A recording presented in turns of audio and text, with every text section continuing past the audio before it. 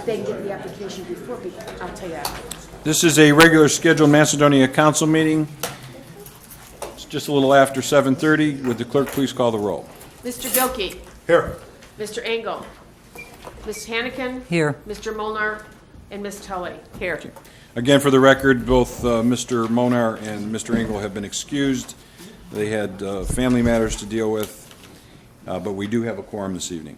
At this time, I'm going to call on our chaplain, Tom O'Brien, to lead us in prayer, and thereafter pledge allegiance. Would everyone please rise?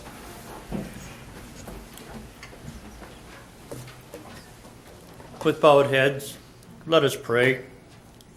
Almighty God, Father of all mankind and Judge over nations, we pray to Thee to guide our work in this meeting. We pray for those who serve the people and guard the public welfare, that by Thy blessing they may be enabled to discharge their duties honestly and well. We pray for our leaders, that by Thy help they may observe the strictest justice, keep alive the fires of freedom, strive earnestly for the spirit of democracy, and preserve untarnished our loyalty to our country and to Thee. O God of mercy, we ask Thy blessing and comfort for our neighbors who may be suffering mental and physical disabilities. Cheer them and bring them the blessing of health and happiness. Amen. And now please face the flag. Join me in our Pledge of Allegiance. I pledge allegiance to the flag of the United States of America and to the republic for which it stands, one nation, under God, indivisible, with liberty and justice for all. Thank you. Thank you, Chaplain. Another fine job you've done. By the way, Tom, did you see the arch? Yeah, It doesn't look nice? It looks good. It does, yeah. I passed it several times today, so Yeah. It's Well coming. done. It's coming together over it's there. coming together. Okay. First item on the agenda would be the minutes of our June 7th regular meeting and special meeting of June 21st and June 28th. I make a motion that we approve all three meetings as submitted by the Clerk of Council. Second. Okay, we have a motion, a second. Are there any questions? Hearing none, all those in favor indicate by saying aye. Aye. Opposed, the motion's carried. Next item on the agenda is the presentation by Holly Miller from the Senior Administrator, who is the Senior Administrator, Department of Community and Economic Development, Summit County. Holly, how are you? Good, how are you? Good. Good evening. I am Holly Miller from the County of Summit Department of Development under our County Executive Eileen Shapiro. And I just wanted to go over some programs that are available to your residents through our office, through the funds we receive from HUD and from the state. You have some handouts, I believe, and there are some extras in the front for any residents that would like to take any. The first program that we have available is the Community Development Block Grant Program, which your community should be well aware of because you will be taking advantage of this grant program this year to do some repairs to your senior center. This is a program that we receive funds on a formula allocation each year based on the number of low to moderate income residents and low to moderate income census tracts that the community has. We do not service any areas in Akron, Barberton, or Cuyahoga Falls because they receive their own funds. In addition to programs like what your city is using the funds for, we are also able to do minor home repair for low to moderate income residents or senior citizens. So anyone over the age of 60 is a presumed benefit, and we're able to go in and do some minor home repairs, maybe a new roof, some ADA accessibility if they have problems getting in and out of their house and they need a ramp. Anything that we do with the CDBG funds is a grant to the community or to the resident. Another program we have is the Home Investment Partnership Program. This program is designed as a grant and to provide affordable housing. We have gotten a reduction from the federal government by quite a bit. When I started about 10 years ago, we got $1.6 million. We're now down to $323,000. We primarily invest this in tax credit housing so that we get the greatest benefit to our low to moderate income residents. The other program that we have is a lead-based paint hazard reduction program. So if you have any residents that are living in homes built before 1978 and they have children under the age of 6 living in the home or reside or visiting 62 hours or more a year. So if you have a grandparent that maybe watches their grandchildren or a niece or a nephew or they get on and off the bus there, and they have the home built before 1978, and there's lead in the home, this program will go in, remove the lead, so siding, windows, doors, and it's a grant to the resident, and we take care of all of the lead issues in the home. Another program we have is a household sewage treatment system program. And this is if you have a failing septic system. I don't know how many septic systems you have in Macedonia, but if you have any and they happen to be failing and the residents would income qualify, this program from the state replaces that failing septic system, and it's no cost to the homeowner. This will also tie them into public utilities. I don't have as much funds set aside for public utilities as this was designed to replace failing septic systems. The average cost to replace a failing septic system is about $8,500, and this grant covers all of that. And the other program that we have is called the Revolving Loan Fund. This is funds we take from CDBG, and this is designed to create jobs for low to moderate income individuals. So if you have a small business owner looking to move into Macedonia or maybe expand, they can apply to this. It's a $50,000 loan that's payable over 5 years, 3% interest. And for every $25,000 that's loaned to them, they need to create one full-time equivalent job. We've had this in place for about 5 years, and we've created 127 full-time equivalent jobs, and we've loaned out $300,000. So you do the math, that's a pretty good return on investment. Another program that we have that isn't on the main flyer because we don't have it all year long is our Fuel Fund Assistance Program, which you have a separate flyer for. We get these monies from First Energy, and this is designed to help individuals that are delinquent on their electric bill. We're able to give them up to $300 to bring them current and keep their utilities turned on. So again, you have all of these, plus some really good information in the Senior Citizen booklet. If you ever need more of those, just let me know and we'll get some more up here for you for your residents. So with that, if you don't have any questions, thank you very much for allowing me to come out this evening. Well, Holly, I just want to tell you to extend our thanks to your department that we did receive $55,000 plus some change for our community room downstairs, which we're going to be starting to do those renovations shortly. So, yes. And again, that's a separate round for this year. That was last year's round. That was actually this year's money. Okay. We don't actually have it yet because, well, Okay. the government is slow. But you can apply again this year, probably in November, for 18 Okay. funds. And anything that assists senior citizens is a presumed benefit, and we like to fund those projects. Actually, I thought you're kind of behind. We're kind of behind because we applied in 15. We're very Yeah. behind, but we are not. Yeah. Washington is. Or the state is. Yes. Yeah. Yeah. Okay, because it's a trickle down. Thank It you. is, yes. Does Thank you. anybody have any questions for Holly? Holly, thank you. How do you go about applying for these programs? They can call me, and it's one application for everything. So we don't want the residents to fill out multiple applications because they are very long. So it's one application, then we fit the resident into the program that best fits them. So if they qualify, and I don't think I touched on the home weatherization program, that's for poverty level. Income residents, we go in and replace hot water tanks, furnaces, and insulation. If they qualify for that, they may qualify for minor home repairs, so we'll replace a roof with that. We leverage as many funds as we can for that one resident based on the application. We plug them in to where they best fit and their needs for the next 10 years. We try to look at what could be failing in their home for the next 10 years. Joe. How do you determine the lead content in the home and where it might be before you do remediation? We come out, the health department will come out and do a risk assessment. They do an XRF assessment, and they also do dust wipes and paint chip samples, send that off to a lab, and then if it hits that trigger point, everything around that gets replaced. Thank you. Any other questions? Okay, thank you, Holly. Thank you very much. Thank Have you a good so night. much.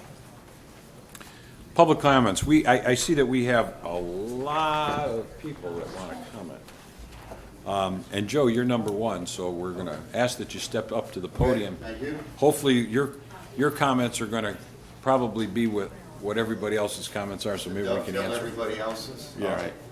I'm Joe Scarupa, 8199 South Bedford Road, and I'm here to talk about South Bedford Road. First of all, I had talked to the mayor 2-3 weeks ago regarding an old problem on South Bedford Road, and that is the 18-wheeler truck traffic. It still happens. And I suggested to the mayor to put in a sign very similar to what Oakwood Village, and I've seen other communities have, to say before they get to that intersection on Highland, If there's an 18-wheeler at the light, he's going to turn left. It's too late. He can't do anything. The sign is on South Bedford. So I had suggested to the mayor, like in Oakwood Village, to put the sign prior to that intersection to give him a heads up, because he can't go down Valley View and he can't go down South Bedford. He's got to go all the way to Twinsburg. Right. So I want to thank the mayor for getting those signs put up. Let's hope it reduces the problem. And as I mentioned to the mayor, I've also contacted Google for them to change their map directions, that is a residential street that should not have truck traffic. So I haven't heard back from them. Sometimes that kind of change to a map quest, Google map, takes a while.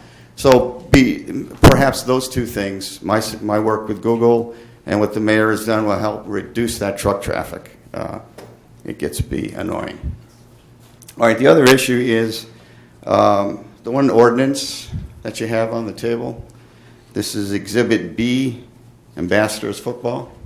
I have a lot of questions, and so do many residents in South Bedford, what this really means. Oh, you mean as far as the TIF? Well, no, not the regarding- TIF. This is the public improvements. Yeah, so let me explain so that you're. Okay, fine. You might answer Yeah. many of the questions. Myself, our finance director, we had meetings with neighboring communities, and we understood that there are TIFs that are available within the community. What a TIF means is a tax increment finance district, if you will, or planning it over a particular parcel of property. What does that mean for the city of Macedonia? What it means is that the city of Macedonia collects about 9.3, 9.7% of the real estate taxes. With this TIF, we are going to be able to pick up the county's share, which is another 20%.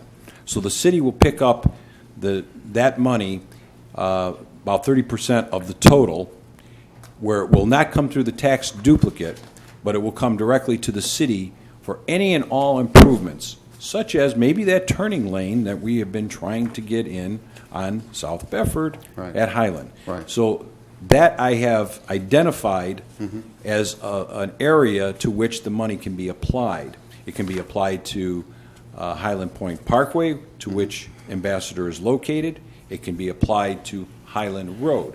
So these dollars that will be generated from the real estate, the newly created real estate of Ambassador Soccer, will go into a special fund.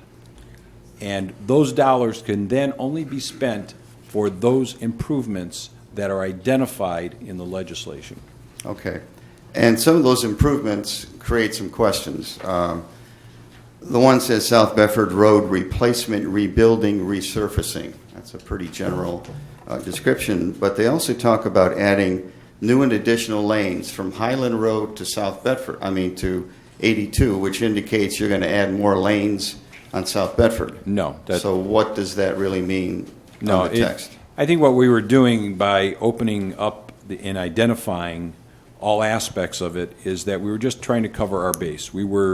There is no intent to put a third lane on South Bedford. None. Turning lanes at South Bedford and Highland, yes. But no We just additional said that. lane coming down, no. Okay. What about on 82? Because this says from 82 That's down to because it Highland. identifies any roads to which it takes to get to Ambassador. You're allowed, per the law, to identify a route that people would take in order to get there. So we can cover 82, we can cover South Bedford, Highland Road, and Highland Point Parkway. Will there be a right turn lane on South Bedford onto 82 by Memorial Park in some way? At this time, we have not identified one to be put there. We don't seem to have a problem there at this time. But if there is a problem in the future, there will be monies allocated. Obviously, there will be dollars in a specific pot that can be used for those types of things. And you say here, public infrastructure improvements, including bicycle paths, walking paths, and include acquisition of land. Correct. That's a concern on our residents, as you and any resident would say, hey, you might be acquiring some of our land. I just want to... I'll identify that situation for you. If we need to put the turning lane in on South Bedford, from the high school driveway, which is the southern end driveway to Highland Road, we will need to acquire an easement or acquisition of land. Okay. So would it be beneficial to be more descriptive and say right turn lanes rather than leaving it so wide open that you could add a lane on South Bedford Road at some time under No, this ordinance? I think that there's really no plan to put a third lane there, Joe. I mean, Okay. I can sit here and tell you that there's nothing been even on the table to even discuss a third lane on. It's a Okay. very costly and expensive proposition to put a third lane on that road. In fact, I don't know that a traffic warrant situation would even make it possible for us to even want to put a third lane there. Well, Now, obviously, during the time when the high school disperses for games and this and that and the other, yes, it is busy. Yeah. But outside of that, Okay. you know. Well, because it was so general, I wanted to make sure there was clarity Yeah. on what this meant. Because I know the traffic study was done with Ambassador, and they did not recommend any other changes on those intersections, except what you're talking about on the right turn lane. Right. So this is what you're addressing this Correct. on. Yeah, and these TIFs, we've been putting these over other properties in the city. For instance, we put it over the new office building down the street here, Dr. McGuire's office. We did it at the Avenue of Macedonia, which is across the street, which is going to generate approximately $50,000 a year, so that we can use it for infrastructure needs or whatever else that's identified in the description that it was attached to that one, which is very similar to that one. Okay. But the bike paths and walking paths, those are great to make the city more friendly to get around in. I mean, was that also just a general catch-all to? Sure. Okay. Just general, yes. Because I know there should have been great to have that all the way down to the rec center. You can't. You have probably a list this long of things you would like to put in there, but you try to generalize them Okay. and get them all right. covered if you can, so that you're not missing something that you may need into the future. And the land acquisition was certainly one that we wasn't on there initially, and we put it in afterwards. All right. Well, that was my concern because it was so general. Yeah. And a concern of some other neighbors when we were made aware of this. It was like, uh-oh, are we going to make this a 3-lane highway, 4 lanes? So, all right, so. I hope that answers everybody else's question that's on this list. Well, yeah. Otherwise, we'll be here until midnight. No, that certainly helps clear some of the issues we have, and I'm sure anybody who would live on that road and read this might have the same issue to say, uh-oh, are we going to make a big highway through South Bedford? Yeah. So great, I'm glad. And I can tell you this, too, since I have an audience here that are affected by the traffic on that road, especially during football games and other events. We have been working on the redevelopment of the corner of Highland and Route 8. And as a part of that improvement, we are wanting to extend the road that runs through Motel 6 onto the school's property so that we'll have an access or an exit drive for the high school when they have events so that they can go out that way. So we're really close. I can't divulge to you who may be developing the various sites yet, but it's going to be a redevelopment, and it may possibly include, which I'm keeping my fingers crossed, Motel 6. So always a possibility. So we're working on it. Okay, one final thing. That restaurant that's for sale on the corner, Kitty Corner from Bob Evans, what's happening with that? It's done. It's been sold. It's part of the new development project. Oh, so it'll be torn down? Yes, torn down. So the improvement for Motel 6 would be a tear down also? Well, at this point, I can't say that. That would be That's nice. not- I'm saying. I'm just that saying Yeah, that I that would see. be a significant change. Okay. There's prospects out there that are looking right now, and I All can't divulge who that may Sure. be. Okay.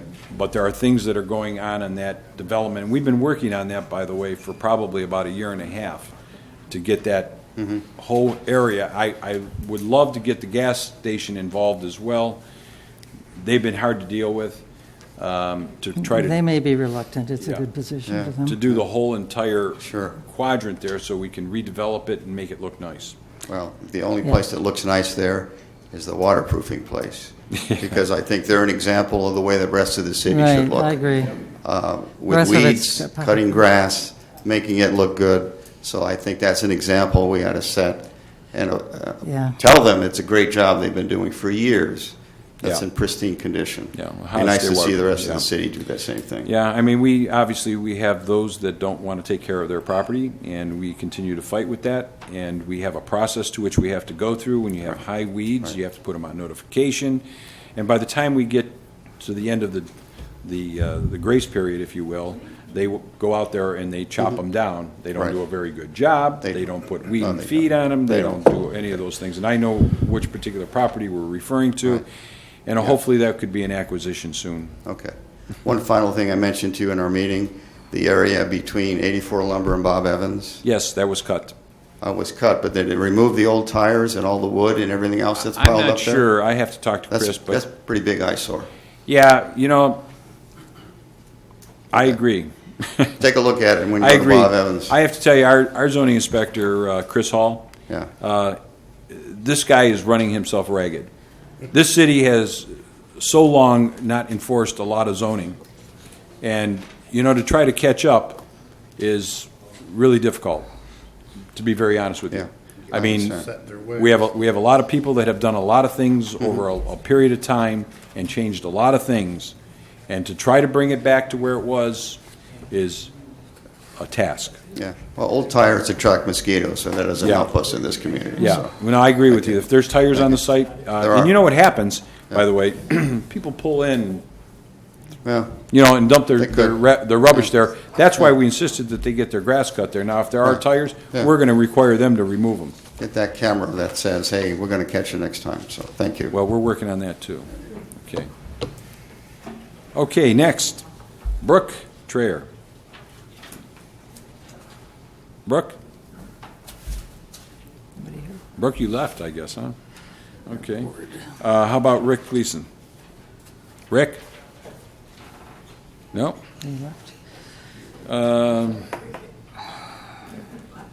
How about Eugene Farber?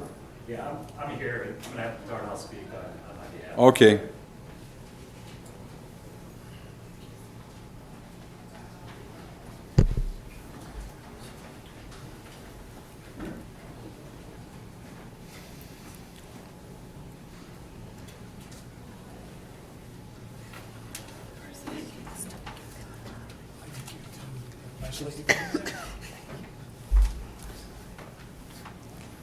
I think we spoke. Yes. Okay. One for everybody? Okay. Okay. This is somebody else. This is Good evening. My name is Darnell Turner, and I am a resident at the Preserver Valley View. I am passing out copies of what I'm going to read, just excerpts from it, but I wanted you to have the full gist of it. And I also handing the mayor pictures or photos of what I'm speaking of. okay. 4 years ago, Faith Fellowship Church proposed building a retirement community on their property. There was a hearing, I do not know the exact date, but it was recorded, and a resident, Lauren Eisner, was on the TV showing that at the council meeting. That's true. Lauren explained that his concerns were the drainage where dirt from the church's property was drained into our lake. The church minister and another church representative was present at the hearing and gave an initial presentation. One presented and one commented. The mayor stated, and that is not the previous mayor. The previous mayor. Yeah. The previous mayor, not our present mayor, stated that it was a serious problem and that after the meeting, Lauren should see him and two of his department heads. His department heads were gone by the end of the meeting. However, Lauren did give the previous mayor photos. 6 weeks later, Lauren spoke to the previous mayor again, and told him that he had not heard anything. A week or two after that, someone called Lauren and said Summit County would be contacting him. He was never given a name, department, or phone number. So at that point, we thought that no action was being taken. The previous mayor had told Lauren that the drainage issue was addressed and resolved without needing a public hearing. Now that the land has been stripped and being excavated, it became very, very obvious on July 22nd, 2017, that the drainage issue was not properly addressed or resolved. It was like a West Coast mountain mudslide of dirt, logs of small tree limbs being washed into the lake at a very fast pace. The fast-moving river of mud continued at a fast pace for 10 hours or more. It slowed down, but even late this past Tuesday afternoon, muddy water was still entering the lake. By Wednesday of this past Wednesday afternoon, it was only a trickle. In addition, the sewers at the lower end of Valley View overflowed with mud water from the construction site and drained onto the streets at the lower end of the preserve at Valley View. The lake is at the upper end of the development. Phone calls to our present mayor's office lit up on Monday, July 25th, and the city was quick to contact Pulte Homes, and on Tuesday, Pulte had street cleaners out to clean and sweep our roads, and we thank the mayor for that. On Monday morning, Lauren walked over to Pulte Development and brought a county engineer department named Perry back to our development to show him the lake and its condition. Then he took him back over to the construction site to show him where the water drains from Pulte or the church's property. He was completely unaware of where the water drained from until he could hear it and see it flow out of the church or maybe now Pulte's pond. You could see wood and logs that were washed out of the pond and could be pushed into the storm sewer that drains into the preserves lake. Perry said that he would go to the back end of the construction site where they were working and tell the excavator supervisor that they need to put up restraining fences to stop the flow of mud from the hillside from going into the pond. He also told Lauren that if the restraining fence is not installed, he could, and the residents of the Preserve at Valley View could report this to the Summit Soil and Water. We have not done that as of yet. Even though there was, and it is, a restraining fencing along the perimeter of the property, it appears that the city failed on its survey of the property. On Tuesday evening, Lauren and myself walked over to the property. The pond overflow is hidden behind shrubbery. We walked to the backside where the water originates that goes into the pond. The entry point was at the bottom of downhill slope. At the end facing the entry point, there still was no restraining fencing, but you could see that a lot of the earth was eroded. On the left side, there was a restraining fence where the dirt came within an inch or two of the top. On the right side, the restraining fencing was laying flat on the ground, had been washed over. So if the city had used due diligence, all of this could have been avoided. Obviously, the city inspectors or engineering department missed it. So who is responsible? Obviously, the most serious damage occurred this past weekend. So Pulte has a responsibility to correct it. The city has failed to fulfill its responsibility both within the past year and also from 4 years ago. The church was made aware of overflow from their property doing harm to a neighbor's property and did nothing about it. And to a lesser degree, some erosion into the lake occurred while the preserve at Valley View was being developed, although they did have restraining fences around all lots built near the lake. The solution, we feel, is to have the lake dredged. The amount of required dredging is open for discussion. I would say that the lake was 3 to 4 feet deep near the island on the eastern shoreline and 7 to 8 deep in the middle on the western side of the island.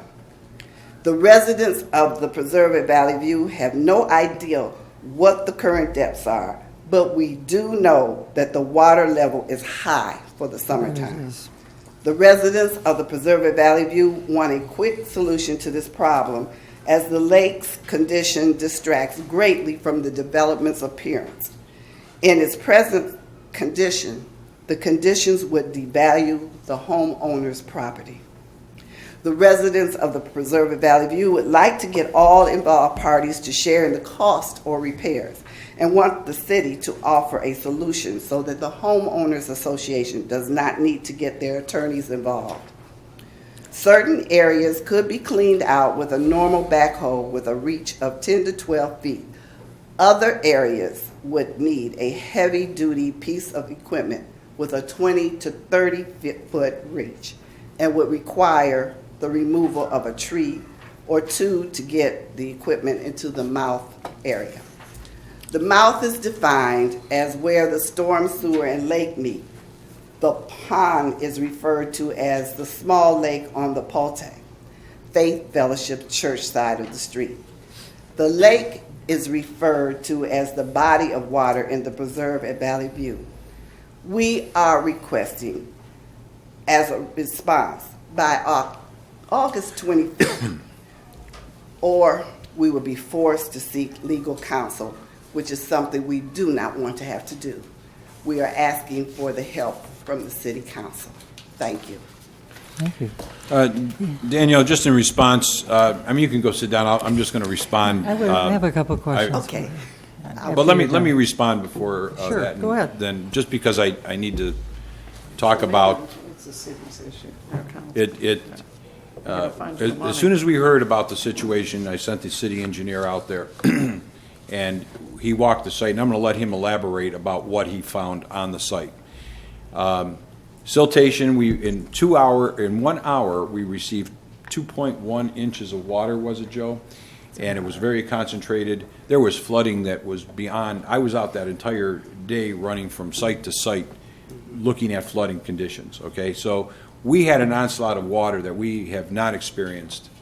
We've been experiencing more and more, but this again was a condition that, it was just uncontrollable. I'm not here to defend the developer, and that would be Petro Homes, Yeah. with regards to whether or not they had siltation fences up or not. As I have indicated, and I believe I talked to Eugene, I talked to you, didn't I?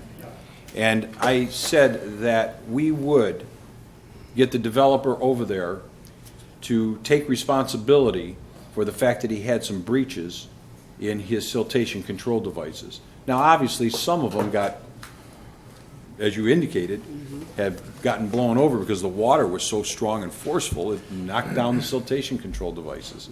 So, nevertheless, I don't think that there's a pond in this city that didn't have chocolate water in it after this storm.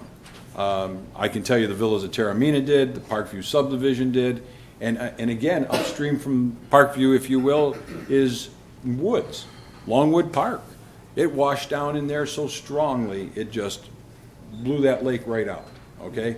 So it's an unfortunate situation because stormwater comes from the sky, drops onto land, and it runs and meanders all over everyone's property.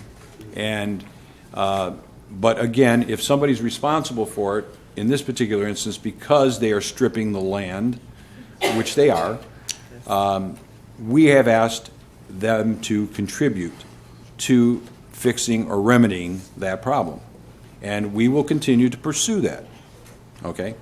And we're sorry that your pond got blown out, but I'm sure it's probably gotten blown out from years past. We could... No, I'm saying you indicated, you indicated, though, when they did the moving of dirt about 4 or 5 or 6 or 7 years ago, whatever that was, that you had an inundation of siltation that came down at that time. Am I correct? Yes, but not as much. Okay, what so we're that's what I was now referring is to. mud. It's really mud. Okay. It's not what we experienced. Okay, I'm just saying, though, that there was an experience that you had from the previous time that probably built up some siltation at the bottom of the basin. Mary, you can see the water running down the driveway from the development. It's a concrete driveway. Barriers are to the right and the left of the driveway. 90% of the water comes right down the driveway, right into your storage facility. Yes. You need something to block it. They overpay, whatever it might be. Well, let me just indicate that we took great pains, and I'll let the city engineer comment, but we took great pains in knowing that that site needed quite a bit retention. Now, obviously, the retention basins have been built, but have not been seeded yet. And until they're seeded, until they can start to hold back the water, will it start to effectively work?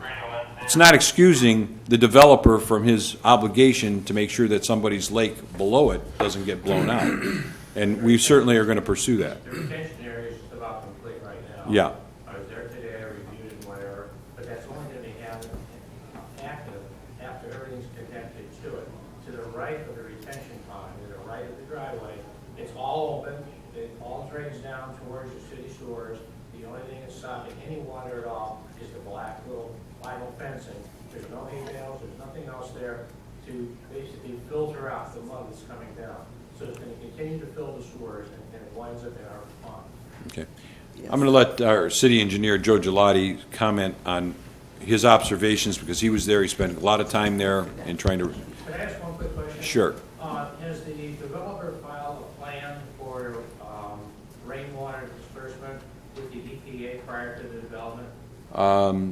I don't know that they're required to file a plan for water that's for stormwater. They filed it with our city, obviously. It's called stormwater discharges of construction activities that affect lakes, ponds, streams, and other waterways. I'll let Joe answer that. Yeah, I think the answer to the question is yes, they have a NOI or a notice of intent with Ohio EPA. Okay, can I get a copy of that? Yeah, you can. All right. Yeah, and to the mayor's point, I think for the most part he summed it up pretty well. Certainly Pulte or Petros Homes, however we want to think of the developer, had some deficiencies. They obviously had a breach. We required them to sweep the street in the preserve, which thankfully they did the next day on Tuesday. And just one additional thing, we're also requiring them to clean the sewers along Valley View Road, which, as you alluded to, was the main cause of the mud on the streets. Who's going to clean up the debris that's put into our lake that blocks the spillways? Who's going to clean up the materials, including jetty almost takes onto my property? It sounds like the mayor is having discussions with the developer as to the remedy of the lake. You know, the responsibility at this point in time, since it carried obviously debris and other things down there, will be the developer's responsibility. Whether he makes a contribution or he gets in there physically to remove this, I'm not sure yet. We've reached out to them. They've been put on notice. They got to get their siltation devices in place.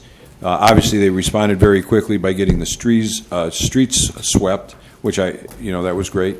So we'll get in contact with them. Is there a specific date they have to comply by? Joe, did we sent the letter? Yeah, it's usually 1 week or as soon as possible. Okay. So we would get the response by August 25th then? Are you saying that? Oh, We certainly would way have it before then. Way before that time? Oh, Has anybody sure. even been back there to walk around and see the damage that is caused? On your property, Yeah. Joe was down there. Yeah, I've been there myself and my inspector as well. Yeah. How do you feel about the damage that's occurred? Do you think it's the responsibility of the developer who stripped the land and the trees and sold off all the dirt? It's kind of a legal conclusion I'm not sure Joe would be comfortable making.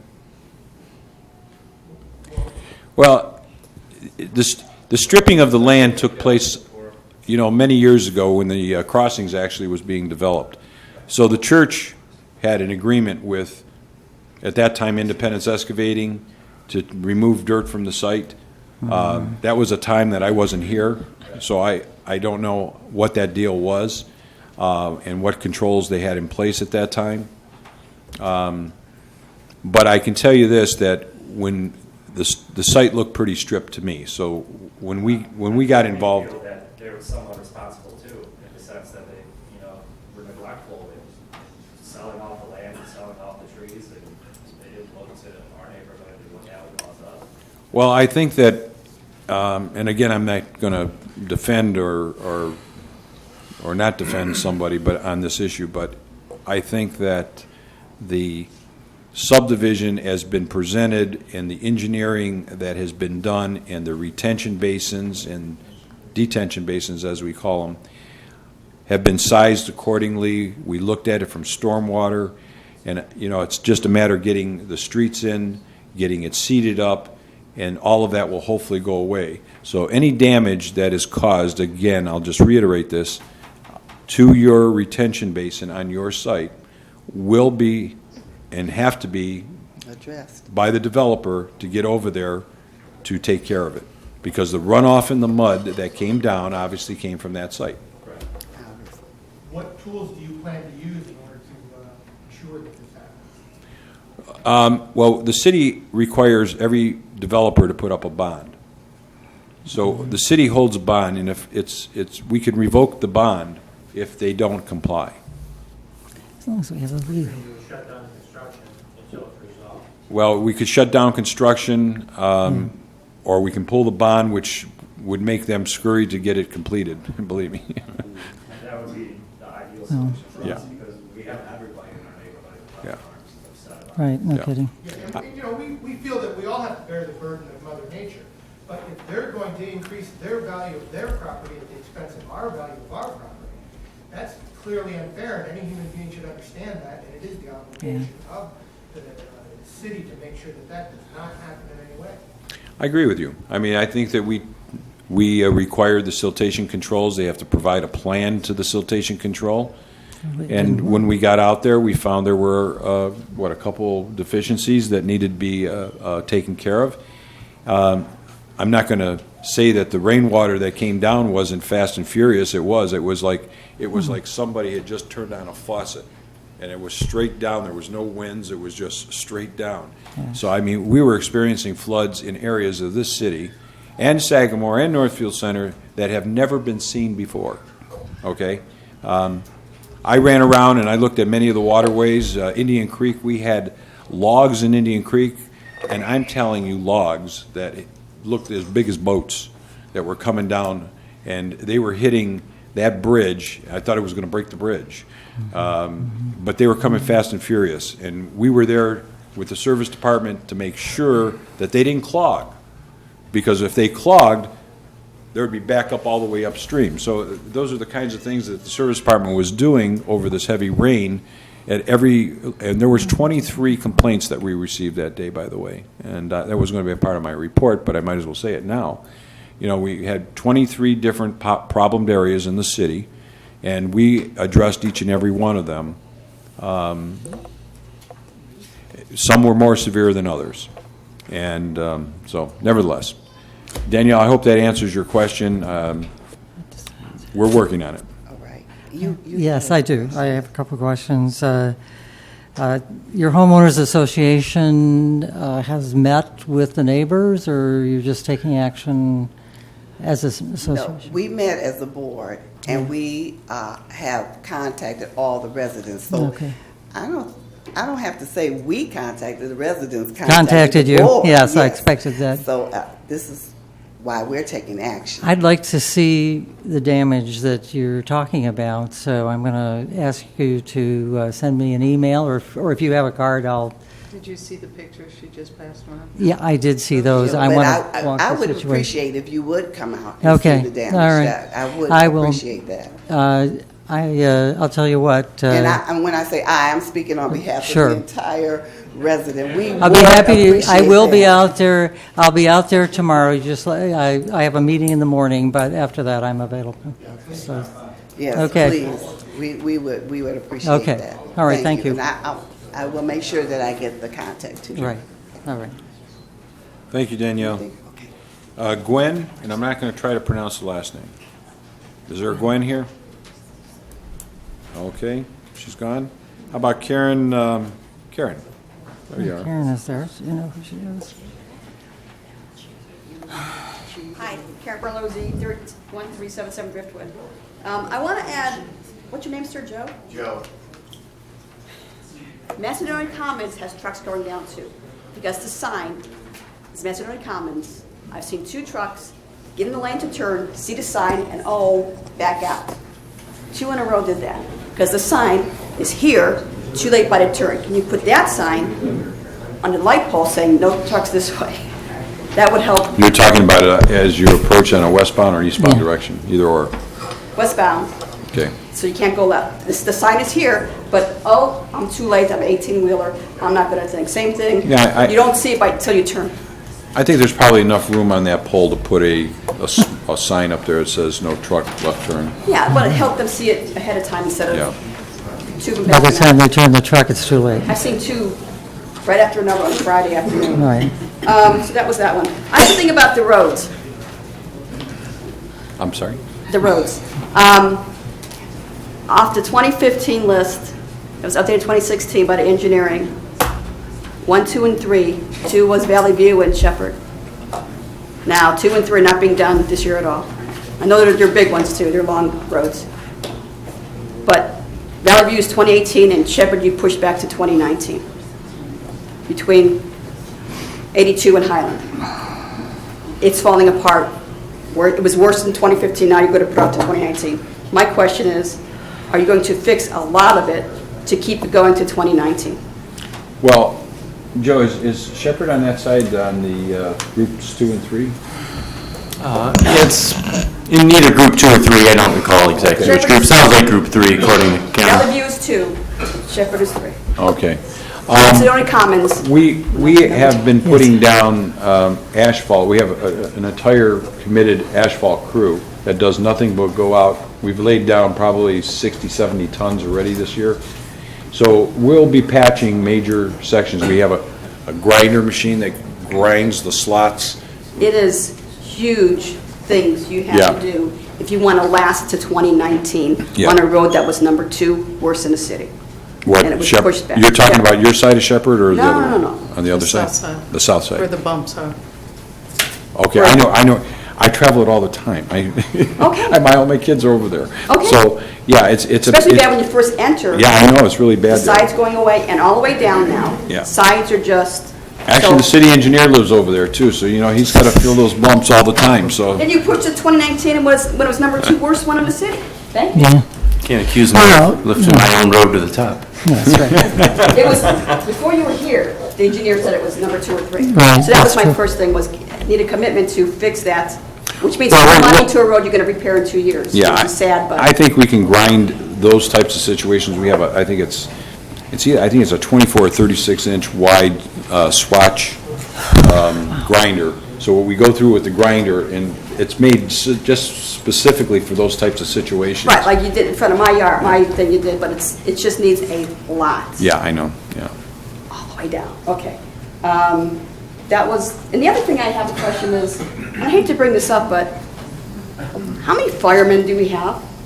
How many part-time firemen do we have? All I see is hiring, I don't know who's leaving, I'm not privy to that, but since the joining of Sagamore and Northfield, Sagamore had so many fixing that, Northfield, have we increased? Well, here, you have to understand, we did not take all of those that were at Northfield Center at the time.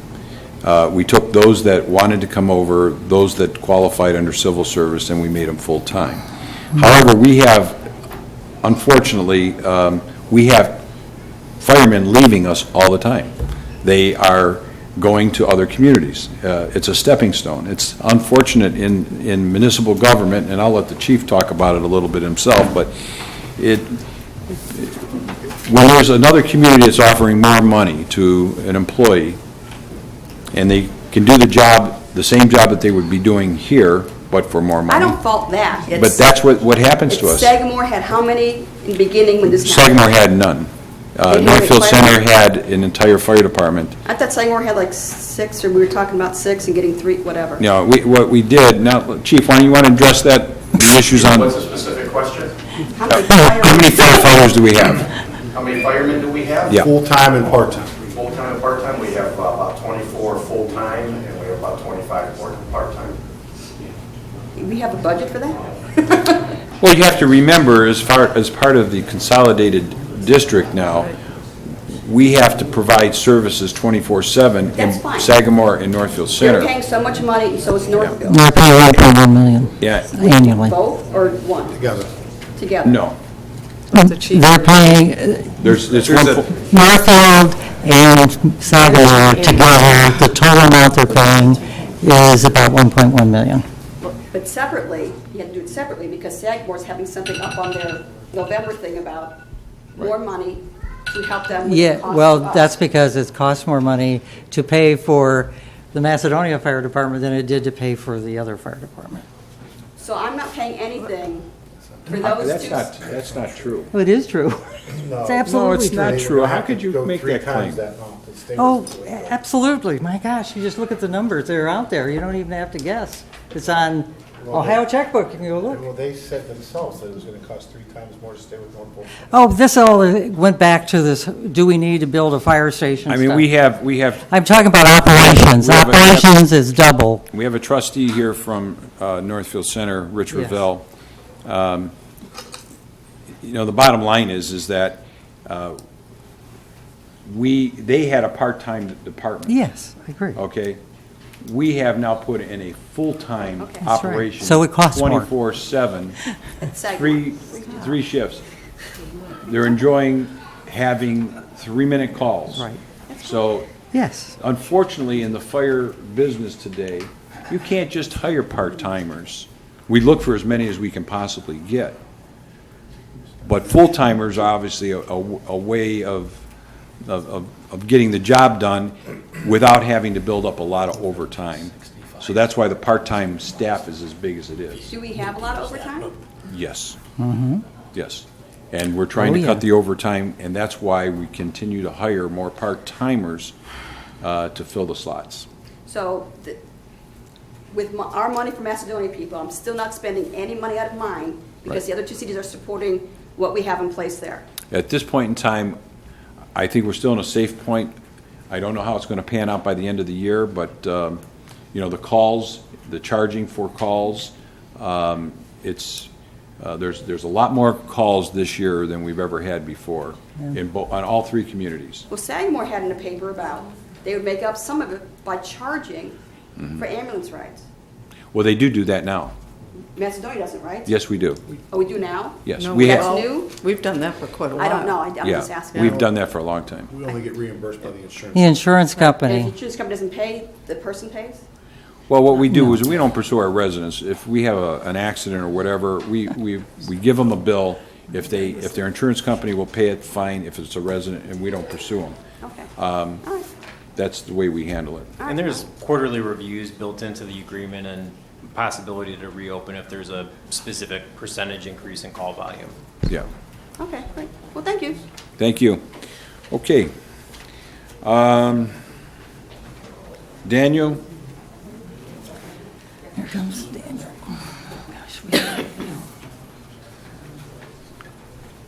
I'm Dan Berteau. I live at 8582 Melody. My concern is the flooding also on the 22nd. Our property, the last 4 or 5 houses on Melody, abuts the back of Faith Fellowship Church. As you know, Mayor, I sent you an email. Behind our houses was wetlands that the contractor has piled a bunch of dirt on.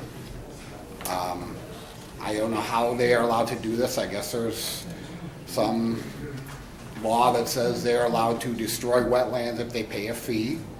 But prior to them developing that land, we never had this problem. There is a creek 2 doors up from me that used to catch all the water running down Firestone and Melody that would go into that creek, into the wetlands behind our houses.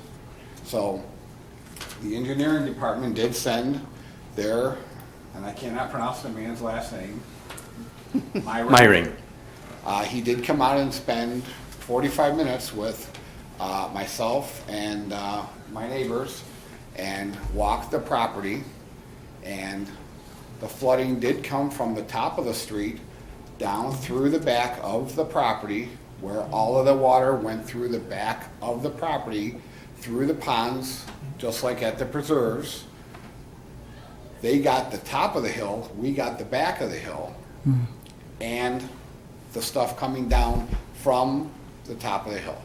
So one of my questions is, why does the Summit Soil and Water Conservation District not allowed to work in Macedonia anymore? the city had an option to either have Summit Water and Soil do it or do it through our own engineering department. So we control exactly what they would do through the engineering department. So they go out there and they inspect and do monthly reports very similar to what Summit Water and Soil did. That's all they did. According to Summit Water and Soil, they are allowed to come out and assess the situation, and if they find the company as liable for a breach or something, they are allowed to fine that contractor on the spot. Yeah, typically what they do, and I'll just indicate that what they'll do is they'll tell they don't immediately cite. What they'll do is they'll say, you got a problem here, fix it. Well, if you don't fix it, then we're going to cite you. That's Okay. typically what they'll do. So we had a problem. Yeah. Did we fine the company? Well, at this point in time, we just obviously had the problem, if you're talking about the last rainfall. Well, this is, and according to the engineering department, the gentleman that came to my house, this is the second time that we've had this problem in the last month or so. I mean, the people in the preserves, I understand their problem where their pond is filling up and the roads are unsightly. In our situation, we've actually had the water in our basements. Our basements. Did Our you get sump- flooded from this last rain? Yes, we did. All 4 houses on our side of the street have water in our basements. Our sump pumps could not keep up with the water in our basements. Yeah, and Yeah. So I think that it was just from the overall rainfall, but again, I'm not saying that there were maybe some contributing factors that occurred. However, the rainfall of 2.1 inches of water in 1 hour was horrendous. Right, and we, in the past years, 24 years I've lived in that house, we have had torrential rains before. Right. Before the development, before the trees were taken down, when there were still wetlands. Never did I have water where my sump pumps couldn't handle it. Now there's a big mound of dirt higher than the ceiling in my backyard where the wetlands are completely gone, and now the water's in my basement. So, Joe, have you looked at that particular situation? I haven't been to this particular site, but our inspector Myring was there, as he said. right. Okay. So what I'm asking is that, can we have a sit-down with the contractor? Because behind our house, where there is still one area of wetland and the big mound of dirt, I think that the creek that runs up Melody, 3 or 4 houses up from my property, there is a creek up there that Myring said that it's more like a dent now, but there is a creek up there. That needs to be dug out. The wetland that is still there and the mound that's behind there, that needs to be trenched out all the way to Valley View, and a nice gully or something put there. Is that on tempt private water. property? Is that on the church? Is that on the? It's on the church property, correct. It's on the Northwoods property? Correct. Okay. And Sylvia, Yeah. my neighbor does have video. Oh, of- I'd like to see it too. Right, and he will email you that. Okay, River thank you. 5 foot wide going down that hill, Yeah. alongside the base of the hill, all the way down through our It's, properties. you know, Could it is we true have- that rain was heavy, but we've had really heavy rains like that before, and Well, I mean, we've had heavy rains before, but never did I have water. never did you in- get it into, well, it sounds like there was enough And the water disturbance. came into my garage where, and my sump pumps just couldn't keep up with it. Everybody's sump pump. Yeah. The neighbors on all sides, it was terrible. So, I would Okay. like to have some kind of communication with the property owners now, the developers, and I know it's gonna be a process, but before it happens a third time, can we get something? Well, we certainly will immediately look at the ditch line behind there, and if it needs to be redefined, and it's water that's coming off of that site, so that's what we have to determine, if the water's coming off of that site, because based on engineering, there was catch basins and retention basins, and all that was put up so that it would collect Right. the majority of the water coming off of that site into those locations, Right. and then dispersing it slower. Unfortunately, because it's not seeded up yet, and the controls are not probably all in place, When you say it's not seeded, you mean that it doesn't have the natural grasses? And Right, it's not seeded up where, you're allowed to turn soils for, I think, if you leave them undisturbed for 15 days or something, is it, Joe, or 20 days? I'm not sure. 21 days, I 21 believe. days. Yeah. Then you have to start to seed them up. So as long as they're working on it, so immediately, now they'll have to seed them up. Because Well, I believe the problem- retention basins are. Most of the problem with our area is they destroyed the wetlands. They completely covered that up. So the water that comes down Firestone and Melody has no place to go. Okay. I think that's Is that probably, designated wetlands? Because if it was, it has to be mitigated. So they So have was to it do designated? something with the water that comes down Firestone and Melody with either the ditch in the front of the house or the property behind the houses. Joe, was So- that a designated wetlands back there? Yeah, there was some wetlands disturbance, and the developer did provide us with the appropriate permit from the Army Corps of Engineers. Right, so they paid a fee to destroy the wetlands. That's and- yes. Only the Army Corps of Engineers can mitigate it. They'll either ask you to mitigate it, which means, yes, you can use this land, but you have to create wetlands elsewhere. We had that issue with, on 82 with the Commons and the JED. There Right. was a whole bunch of wetlands back there, and we had the Army Corps come in because we also had a giant pile of dirt and what was going to happen with it. The other question I would ask, because of all the issues here, we did the Stormwater Committee, Mrs. Loya knows, and we had everything surveyed or engineered or looked at. Can we make sure that when we go back and look at that last was 5 years ago? 7 years ago, Kathy? I mean, it looked at the entire city, not just one location, to be able to look at an overall stormwater plan, because we have issues. I don't mean to be facetious.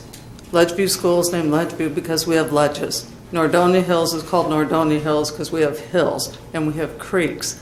And there's a way it flows into the Twinsburg, or the watershed in Twinsburg. There's a way that it flows into the watershed down in Boston Heights. But we had a whole study done that looked at the entire city to identify problem children before they became those that we knew, those that we thought might be, and those that we needed to start tackling. And so I would ask that we take a look at that entire plan again, besides the ones we've been concentrating in three really big areas. Indian Creek. It floods and has flooded and continues to flood. We've looked at the Guadalupe pipe, which sends water down through the entire development.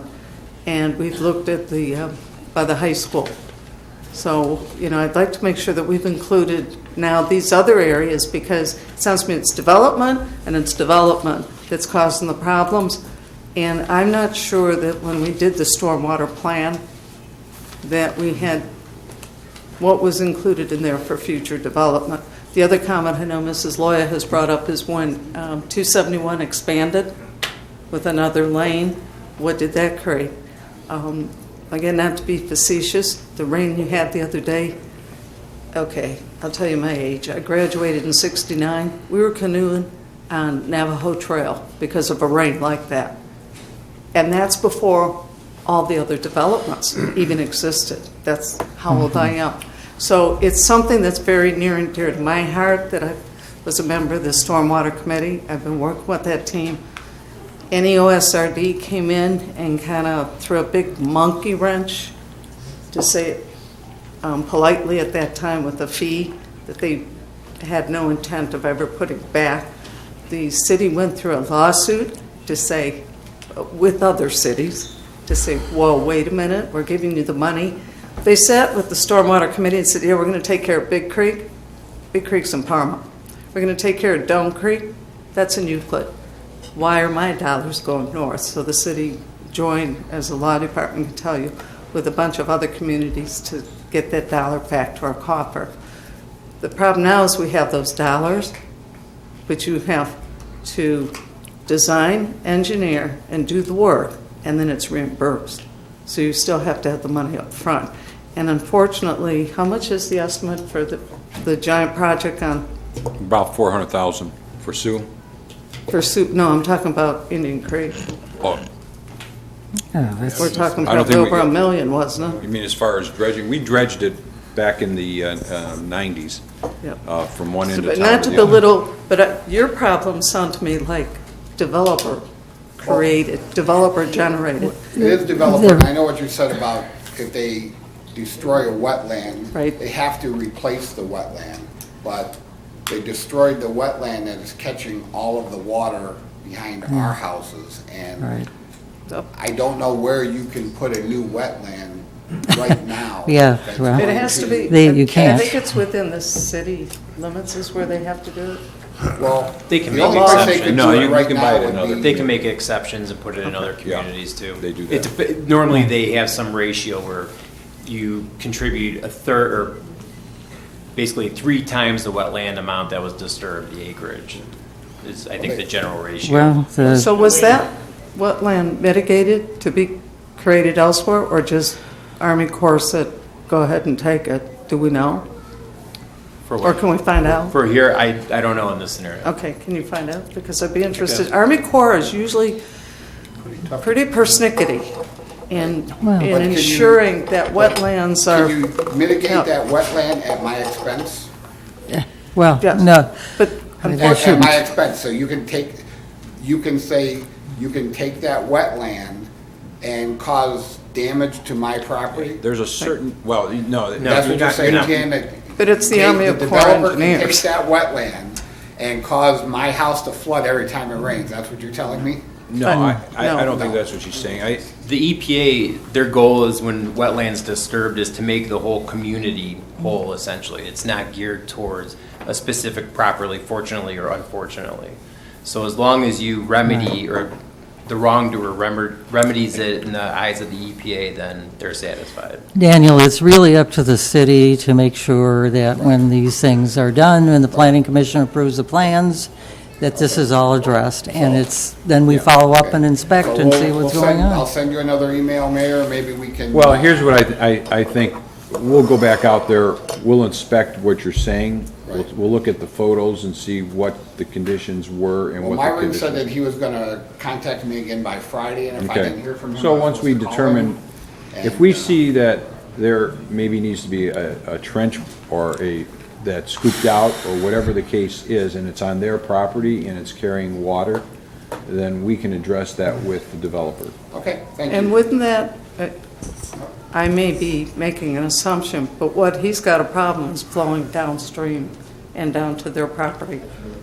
Well, we're on the other At some, side of because that. Melody, at some point, depending how it goes, now it may be a little further to the east, Yeah, but it if the is. the way the water flows could be coming down then Oh, over it could be, to- of course. Go south, we're basically Right. on the north side of Valley View, breaking into our sewers, coming into our pond. We're on separate sides of the mound. We're on the back Right. side of it.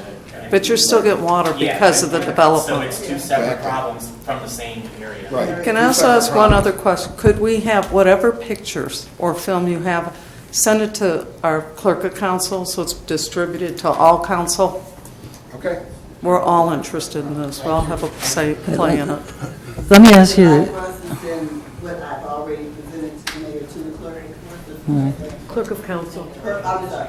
I do nothing with tickets. yeah, right. I wouldn't know the first thing about it. Okay. Can I ask just a really quick question? There's two things that are ongoing. One has been the Sioux Lane project. Where are we with that? The what project? Sioux Lane project. Oh, what can? Could you do that Can we do, mayor's yeah, re- can we do that at the time mayor's of report? mayor's reports and stuff? All right, I just want to fine. get through we got more public comments here, Right, so I want to. okay, And we then have- fine, we'll do it in mayor's We have report. some children sitting out Yeah, there I waiting mean, for yeah, I dad got to to get these be officers sworn. approved. I understand, too. Shirley,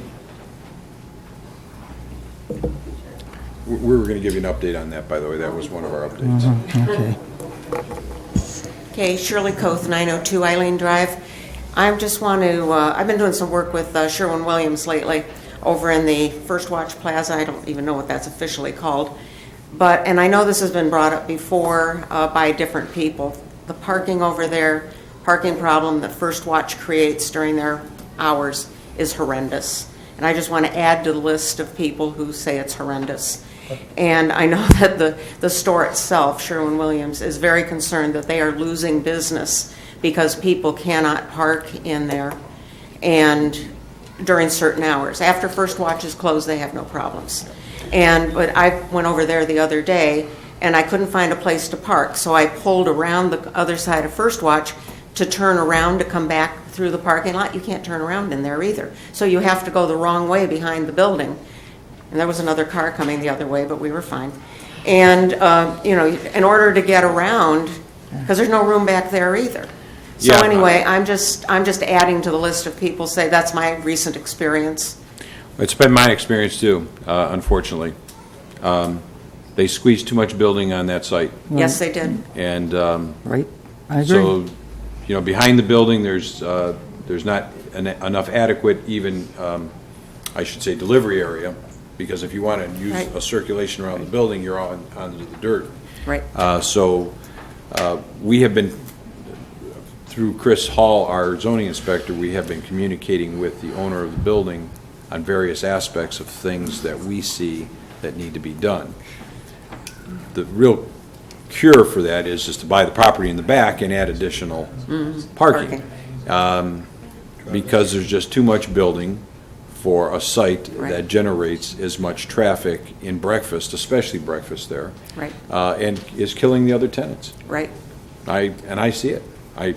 That's the business I'm in. Well, I just wanted to put my 2 cents worth in, and that's it. I unfortunately see that that's a bad thing for for the owner and for the tenants of that building. So, thank you, Shirley. Get your glasses on. I know, I can't read. Get your glasses on. Is that Natty or is that Flask's last name? Thanks, Mayor. I'll be brief. Okay. Marty. Okay, Marty. How you? Thank you, Mayor. Okay. Thanks, Council. I'll join my neighborhood residents from the Preserved Valley View here very briefly. Just that, the plan to develop that site was approved by the city. Yes, it was. The topography of that site significantly changed. You can see that they stripped it bare. There isn't a tree, a bush, a shrub, a blade of grass left on the site. So it's only natural, even in a slight rainfall, that mud will have to flow somewhere. Unfortunately, it's flowed into Nullity Lane and Firestone and into our neighborhood. So I have a request, perhaps a recommendation, that the city in its authority cease all construction on that site until they have the ability to ensure that further damage is not done to their homes, our street, our ponds, and our sewer system. You have the ability to do that. My recommendation to you is that you actually do that and hold them accountable, ensure some preventive measures are put in place so further damage is not done, and have a third party, somebody like Saunders or somebody, come out there and validate that the preventive measures they put in place are adequate to prevent further damage. We can deal either through litigation or through some other measures to determine who's responsible for the damage. But when you look at the pond, it's a beautiful pond, couple acres, fountain, pristine, beautiful, tranquil setting. It looks like a mud pit in Africa. You would believe there'd be elephants and rhinos bathing in that damn thing. It is horrible. Mud on the streets, mud in the sewers, debris, dead animals, all as a result of a plan that was approved by the city. So my recommendation, again, Mayor, is very simple. Put a halt on it, ensure that some preventive measures are put in place so we don't have to deal with this again next week, next month, next rainfall, and have a third party validate that those measures are put in place. Yeah. That's my recommendation. Thank you, Marty. Thank you. I'll just say, our city engineer, I'm sure that we are requiring them to immediately take care of the deficiencies. If they didn't take care of the deficiencies, we would close them down. When are they supposed to be installing the roads and the sewers? How Well, long is that that's a gonna process right now. I think that what they're doing is they're doing their grading, they're getting their detention basins in place. Have they started their underground yet, Joe? I think they've started some of the underground sanitary sewer. Okay. take? So it's what, is it about a year's process? Before they We're can- provoking another response here. Well, the damage, a lot of damage has already been done. My goal here, my recommendation is to prevent further damage to their homes, their basements, our streets, our pond. And the city certainly has the ability to do that. Put a halt on it until some preventive measures are put in place to stop that further runoff into our homes, into our ponds, and into our streets. Have a third party validate it and make sure that it's there.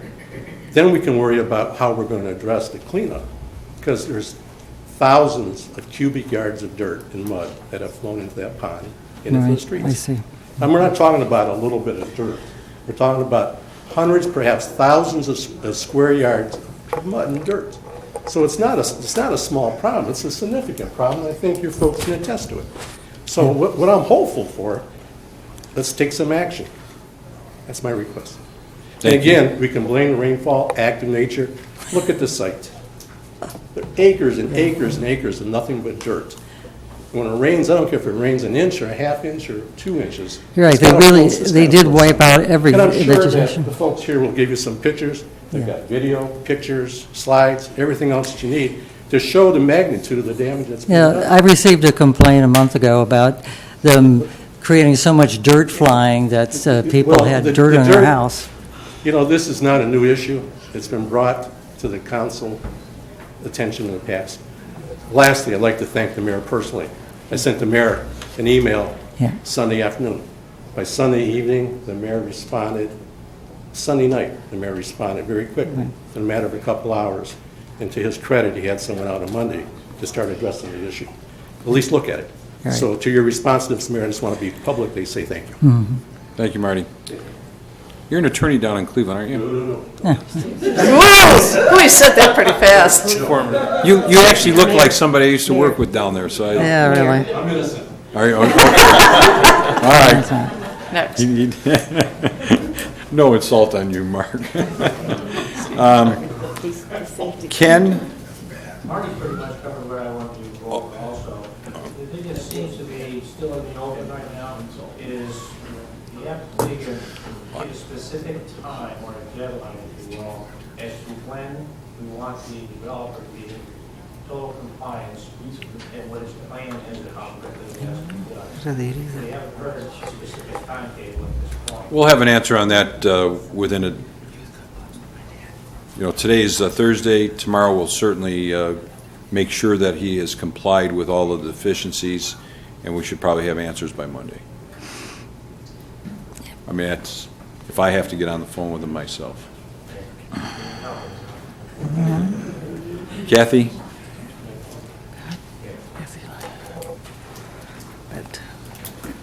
Good evening. My name is Kathy Loy, and I live at 9186 North Bedford Road. This past Saturday, July 22nd, we experienced yet another major rain event. This caused the closure of the intersection of North Bedford and 82 yet again. It's unacceptable for this intersection to be blocked for what was reported for 3 hours when North Bedford Road serves as such a vital north-south throughway for our emergency services. I saw the stormwater gushing onto Ledge Road around noon on Saturday.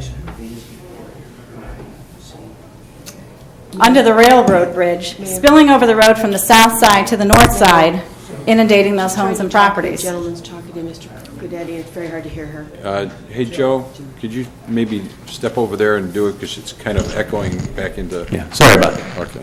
Thank you. So again, just briefly, North Bedford and 82 was closed again on Saturday. Unacceptable.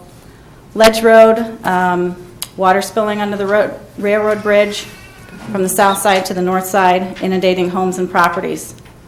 The situation surrounding the home property identified as 883 Iroquois Run has been in the local paper a lot recently, and I say good.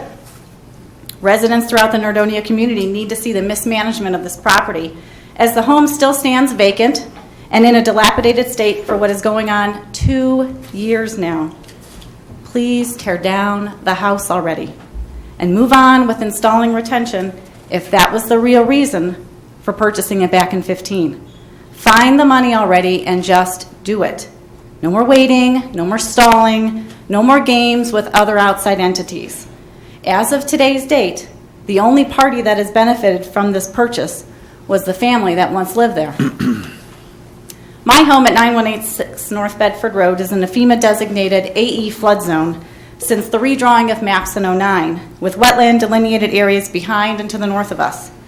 The water seen on my property on Saturday was quite high, highest yet for 17, not the highest ever, in both the front and my backyard. This is the 9th instance of high water on my property since January 1st of 17. Our property does what it's designed to do. It retains stormwater. When more stormwater runs down Ledge Road, along with North Freeway Drive, South Freeway Drive, and the expanded 271, it all collects on my property and in my neighborhood. So as Ledge Road flooding was being helped this past Saturday, the water was all brought to my property. And as I texted to Mr. Molnar Saturday afternoon, bring it on. Not once in the 12 years that I've lived here have I ever seen service crews working to alleviate stormwater from my area. And the reason is simple. The city relies on my property to retain stormwater so as not to inundate the system downstream. Since my husband and I moved to our home in 2005, we are used to the deliberate and purposeful routing of more and more stormwater to my property by the City of Macedonia and also by ODOT. Actions speak louder than words, ladies and gentlemen, and I'm ready for some action. My husband spoke in March of 2011, asking for the city to purchase our property because there's little more that we can do. And I've asked on several occasions for the purchase of our property, and I'm doing so again tonight. I will remind City Council, the mayor, and Macedonia residents that precedence was set in the summer of 15 when City Council unanimously voted to purchase 883 Iroquois Run from private citizens for stormwater issues.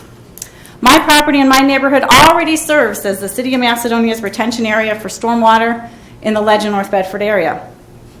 My home and my family just happen to be stuck in the middle of it.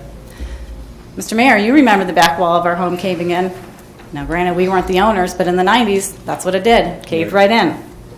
My husband and I have already rebuilt the only other fully exposed basement external wall due to the severe damage from the 06 rain event. Damage is continuing to happen to the other two remaining exterior walls.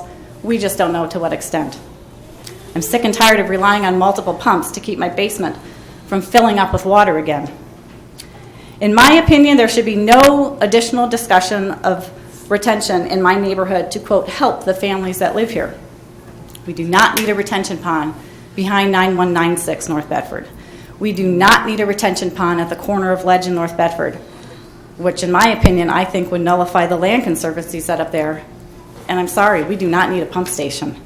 We need out of this nightmare. I'm sick and tired of the inaction and excuses for why my stormwater situation will never be addressed. I'm sorry that the City of Macedonia has perpetuated my problem for decades, ultimately putting a price tag on the project outside of the city budget. Frankly, that's not my concern. And I'm even more sick and tired of being told to wait for the latest and greatest study to be concluded. Of course, this time it's from NEORSD. Their study started in the summer of 16 with expected completion in 18. Maybe. And this is with no guarantees of anything actually being done, because the NEORSD Board of Directors and construction team will choose projects based on their entire service area, which is mostly Cuyahoga County. And back in 15, it was the city paid for North Bedford and Ledge drainage study completed by GPD in January of 16.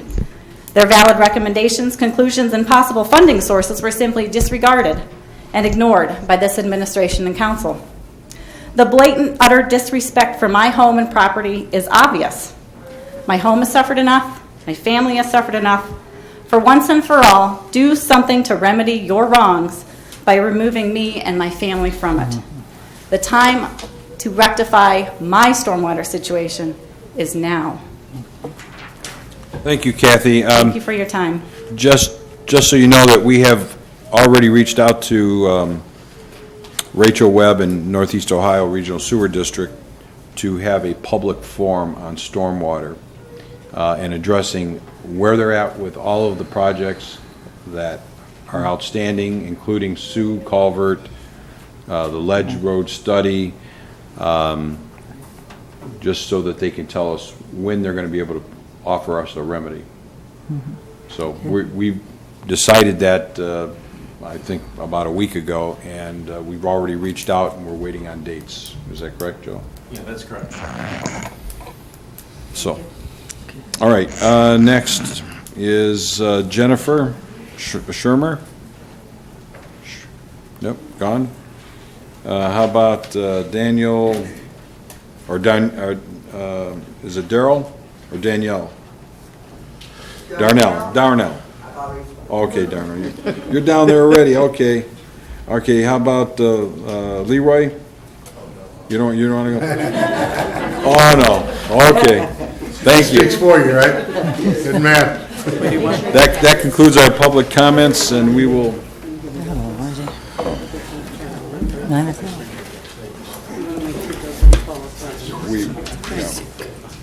Okay. Here you go.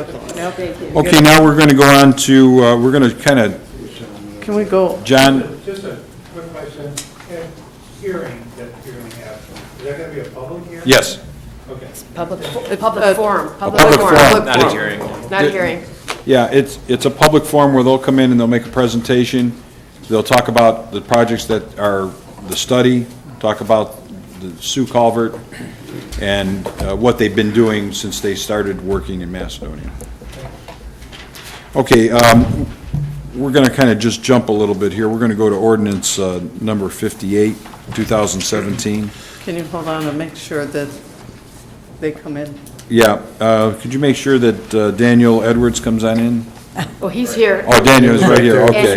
But there's family out in the hallway The from most. Hathaway family is Yeah. behind. Oh, okay.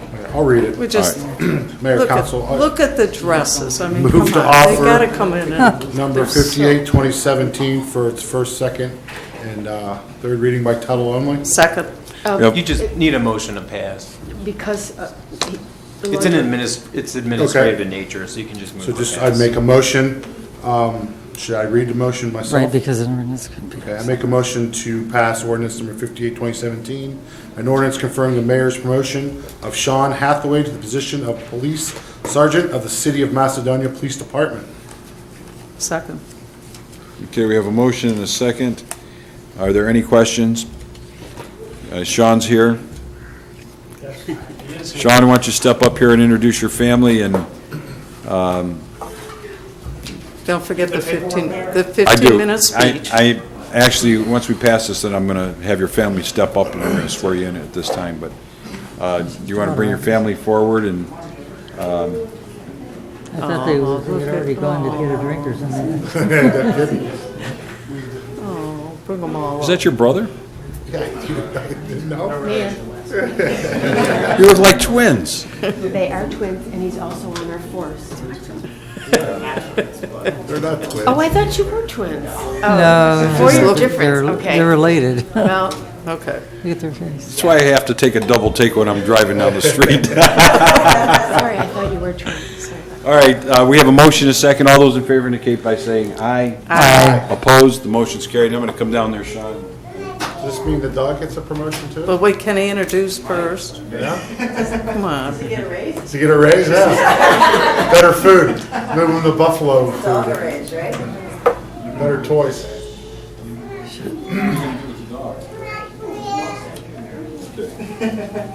Good Lord.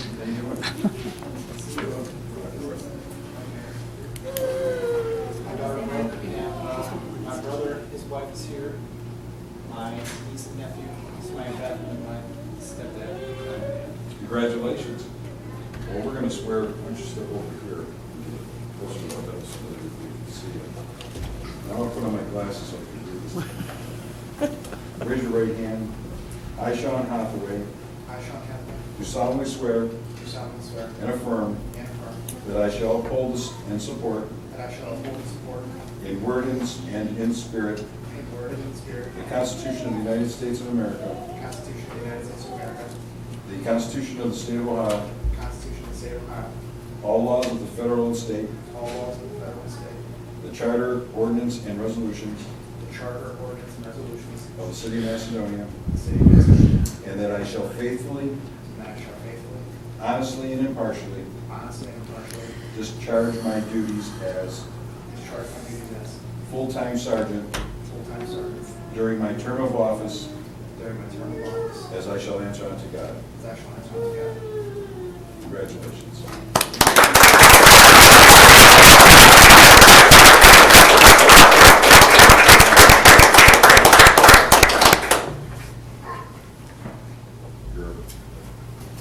Chief, you have his stripes? I do not have it here. New badge on order, bright and shiny. Bright and shiny, okay. Bright and shiny. Well, congratulations to all of you.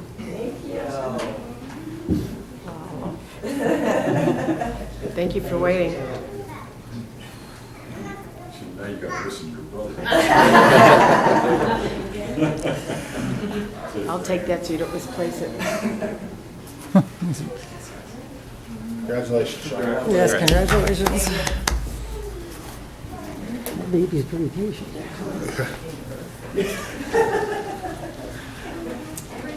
I hope we're not going to put them on the same team. They run some stings. The brotherly love there, you know. Yeah, really. All right, ready to move on? Sure. Let's Yes, we are. go to then 59. 9, okay. Is it 59? Yep. So before I say this, I want to commend you guys. I've been watching you in the first row, and I have a 6 and 3-year-old, so I know exactly what you're thinking. Yeah, So right. I move to offer ordinance number 59, 2017, an ordinance confirming the appointment by the mayor of Daniel Edwards, thank you for having an easy name, to the position of full-time firefighter in the city of Macedonia. Second. Is that 58? 59. We're now 59. 59. That was 59. We missed just, one. we jumped, we're Yeah, jumping there's no around. 57. And Mr. Bilkey's really just moving to adopt because we're doing the same thing we did Okay. with All Sergeant right. Hathaway. We have a motion and a second, and I know that Daniel's here with his family. Daniel, why don't you stand up and introduce your family before we... This is my wife Erica, my daughter Riley, and my son Logan. And we will be, we're expecting another. We can see. How cool. All right, great, Hey. Congratulations. Congratulations. Where do you live? Cuyahoga Falls. Cuyahoga Falls, that's right. You told me that once before, but for everybody else's edification. Chief, do you have anything you want to say? No, Dan is coming on full-time. We had another full-timer leave the department, and he is a part-timer with us, and he's coming on full-time. Great. All right, all those in favor indicate by saying aye. Aye. Aye. Opposed? The motion's carried. Congratulations, Daniel. Thank you. And family. Good job, kids. Yeah, really good. Now go get ice cream. McDonald's. Thank you. Take care. Thank you. Here, we'll backtrack here, man. Okay, let's jump back then to what? We're holding it second. Yeah, I moved to hold ordinance number 44, 2017 at second reading. Second. Okay, we have a motion and a second to hold Yeah. ordinance number 44, 2017 for its second reading. All those in favor indicate by saying aye. Aye. Opposed? The motion's carried. Okay. We don't need to read it again, do we, Josephine? Oh, I'll read it for you if you, yeah, We- sorry, we're I'm holding it. sleeping at the switch. No, the public should hear what we're holding instead of my hand. An ordinance amending section 116702 of the codified ordinances of the city of Macedonia regarding the height of buildings located in B1 convenience business districts. Okay. So Mr. Molnar's not here tonight, so I'll be reading ordinance number 56, 2017. I'll also be holding, reading it for second reading by title only. Okay. So I'm not putting Okay, it don't need a second Yeah, on you're that. correct. An emergency ordinance authorizing an amendment to the Northfield Center Township Macedonia Joint Economic Development District Agreement regarding the addition of 2.1001 acres of land to the territory of the JED. Okay. Next item on the agenda. 60. Number 60. Mr. Mayor, I'd like to offer ordinance number 60, 2017 for its first reading by title only, please. An ordinance amending annual appropriation ordinance number, that should be 19, if it looks like 9 on yours. It's Okay. missing the one. 2017 for the additional expenditures of the city of Macedonia for a period ending January 1, 2017 to December 31st, 2017. Okay. Mr. Mayor, I'd like to offer ordinance number 61, 2017 for its first reading. An ordinance amending the supplemental appropriation ordinance number 41, 2011, relative to the monies previously advanced to the Highland Road Bridge Fund. Okay. Ordinance number 62. I'd like to offer ordinance number 62, 2017 for its first reading by title only. An ordinance declaring improvements to certain parcels of real property to be a public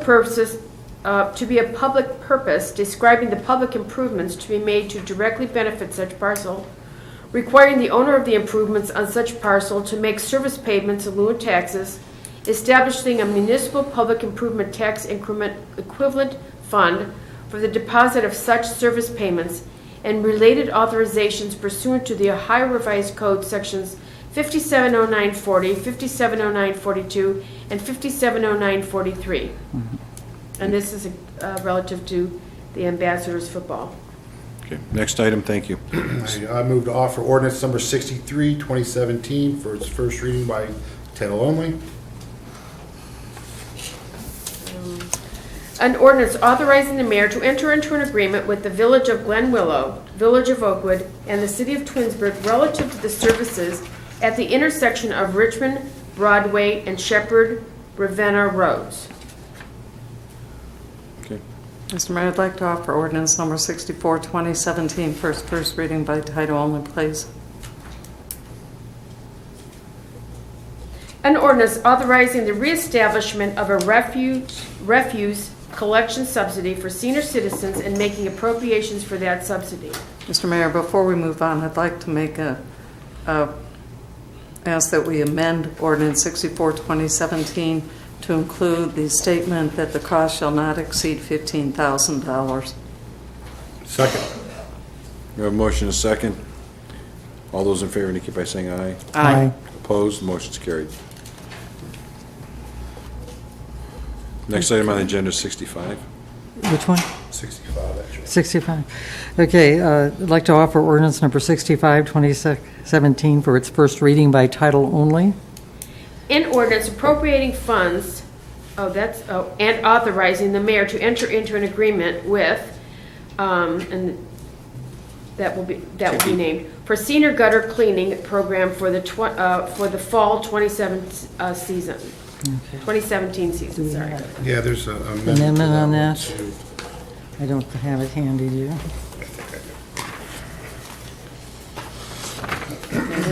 Here. Okay. Yes. Okay, I'd like to. Provider's going to be Valley View property. And then Okay, and not to exceed? Yeah. Okay.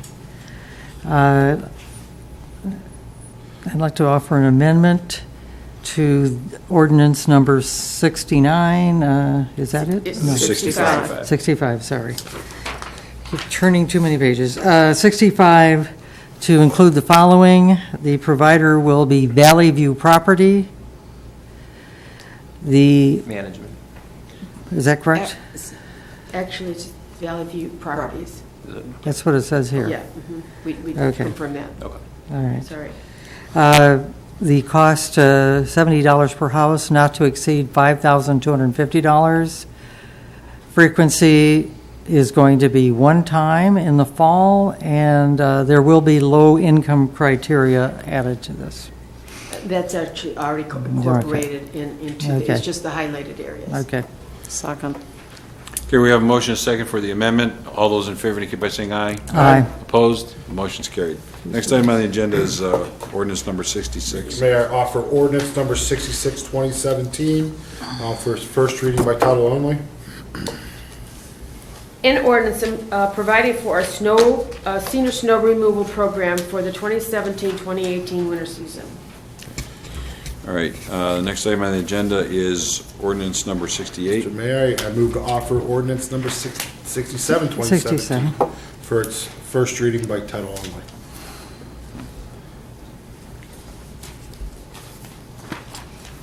An ordinance amending section 116703 of the codified ordinances of the City of Macedonia regarding the height of buildings located in B2 general business districts.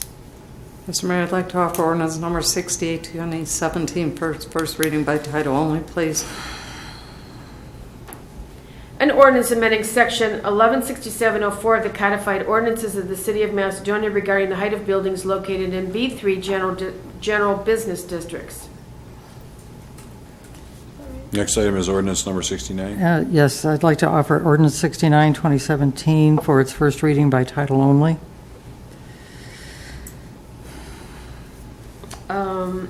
An ordinance amending section 116705 of the codified ordinances of the City of Macedonia regarding the height of buildings located in B4 highway districts. Mr. Mayor, I'd like to offer ordinance number 70, 2017 for its first reading by title only, please. An ordinance amending section 116706 of the codified ordinances of the City of Macedonia regarding the height of buildings located in BO business districts. Mr. Mayor, I move to, I guess I'm going to make this as a motion here too, correct? Correct. Okay, so I move to motion a resolution number 70, 2017. It's a resolution confirming the appointment of Patrick Vallata to the City of Macedonia's Planning Commission. Second. A motion is second. Pat's not here, but Pat was a previous councilman in the City of Macedonia, served for many years. In fact, I think at one time he was president of council, and I served with him back many years ago. So Pat's Hope retired now. He's older than you are? Or He is older than I am. He's an engineer. He used to work for GE. He was retired. He was in the bulb division. I'll never forget that one time, I'll just tell this quick story, but one time I needed a heat bulb, and he brought me a bulb that would never burn out. Never burned out. So it just goes to show you, when they are developing bulbs, they can make them last as long as they want them to last. So anyhow, Pat's a great candidate for this position, and I think he'll serve this community very well in that capacity. Okay, all those in favor indicate by saying aye. Aye. Opposed, the motion's carried. Who's he replacing? Chris Copeland's moved out of the city. Yeah, And he's Chris. moving to Boston Heights, I heard. Yeah, he built a home in Boston Heights. Okay, are there any other motions or legislative actions by council at this time? No? Not hearing none, we'll move on. Correspondence from the clerk. Mayor, may I read it at the next council meeting? Yes, you may. Thank you. I have just a few things, and I'm going to run through them quickly because we have been here a long time tonight. Practically longer than we normally are, but we are putting out a program in conjunction with the no soliciting peddlers in our city. You will be able to go online and register online that you want to be on the no-knock list in our city. What that means is that you will come in after you sign up, and we will give you one of these stickers here, which basically says City of Macedonia, no peddlers or solicitors allowed. And you will put this on your mailbox. And then you'll get another one. Turn it around, Mayor. Another one that has, on one side, you'll put this on your door. And it says City of Macedonia, no peddlers or solicitors allowed, per City Ordinance 15-2017. And on the back side, it says police non-emergency. So some peddler comes to your door and you don't see that they're wearing a registration, and they come to your door, they're in violation. We will and can revoke their permit to peddle in the city. So I'm going to assume that just about every resident in this community who has probably been inundated with solicitors is probably going to come in and pick these up. They're going to be at the front desk here. You'll have to sign up on the no-knock list, which is very simple, and especially for those that can't go on to the internet, they will be able to come in and sign up, like senior citizens that probably don't have computers or whatever. They'll be able to sign up right here at City Hall and get on that no-knock list. And what we'll do is we will, at the time that a solicitor comes in to register in the city, we will provide them with addresses, not names, but addresses of those addresses that have no knock list on them. But if they should not be on our list for some reason, and they get to a home and they see the sticker on the mailbox and the sticker on the window, which we encourage it to go on your, if you can, put it on the glass of your window so it's predominant. We made them red so they would be predominant, that they have to turn away and not knock on your door. If they do, you call the number on the back, they'll be in violation, and we will revoke their permit to solicit within the city. So I think it's a great program. Thank the chief and Diana and everyone that worked on putting it together. So, Chief. Yeah, and the idea behind the mailbox was Lieutenant Yakupovich actually thought of it. The idea is they see the sticker on your mailbox, and therefore they have no right to walk up your driveway to your house. So they shouldn't be on your property whatsoever. The one on the house will reaffirm you're not supposed to be here. So that's the idea behind that. This still allows the high school band to come door to door, the Boy Scouts, the Girl Scouts. Those folks are still allowed to come. That part of the ordinance didn't change. Right. And we always have some folks that do not register. So if you have this in your window and you see somebody come to your door, you can find the number right there on the back, call the police department, we'll come out and take care of it. But I think this is going to help out a lot because the city was forced to allow certain people to go door to door, and this should eliminate that problem. So I think it's a fantastic plan. Okay.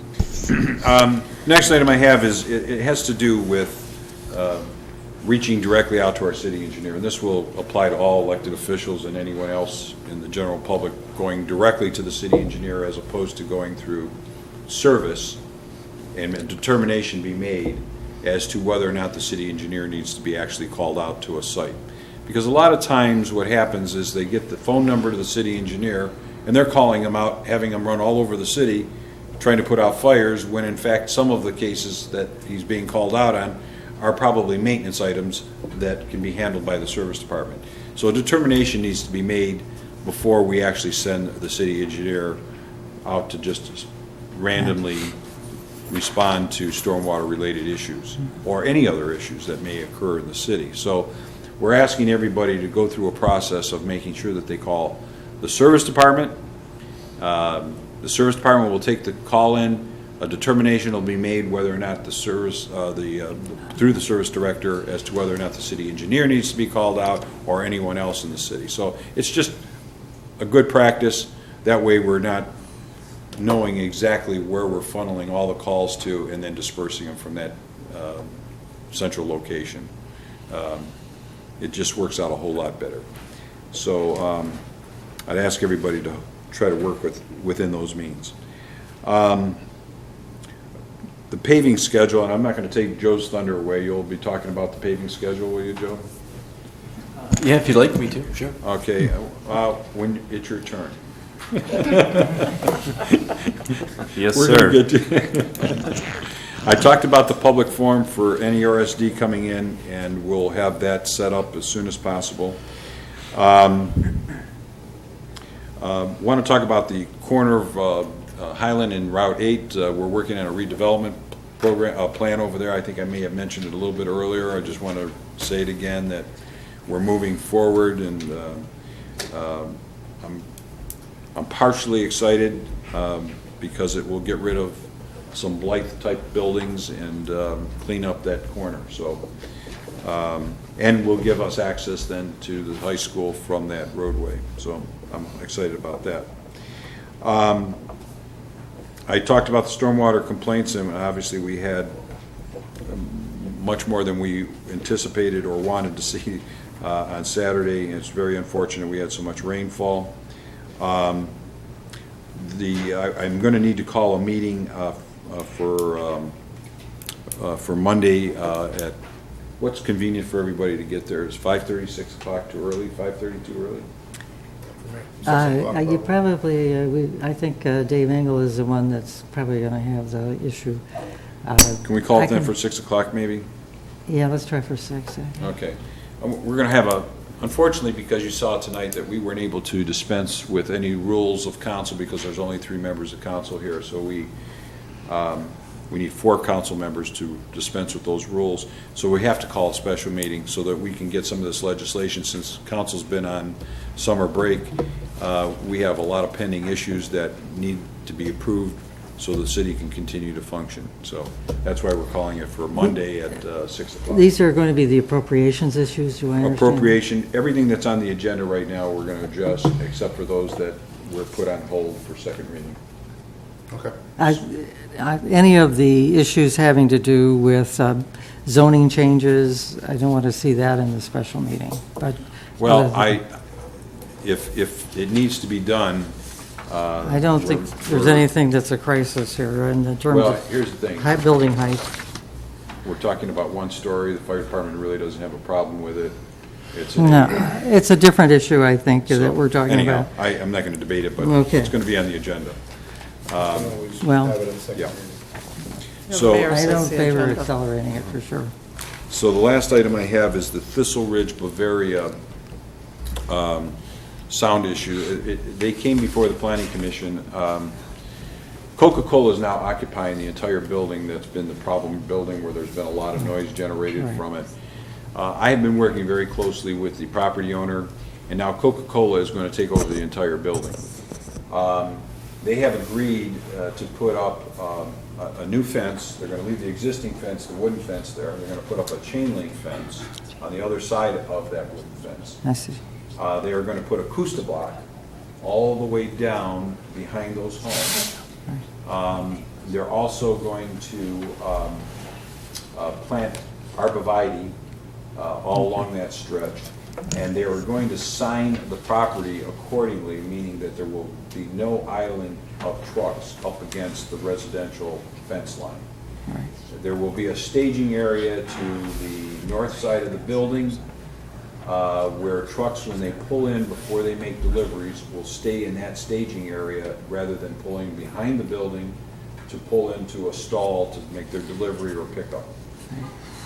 When they leave, they will proceed out the southern driveway, and if they need to stop, they have to stop at a certain point in the driveway where it's not close to the residential. So we're working with the property owner to get this all resolved, because now that Coca-Cola is taking over the entire building, they don't want to deal with any of these issues.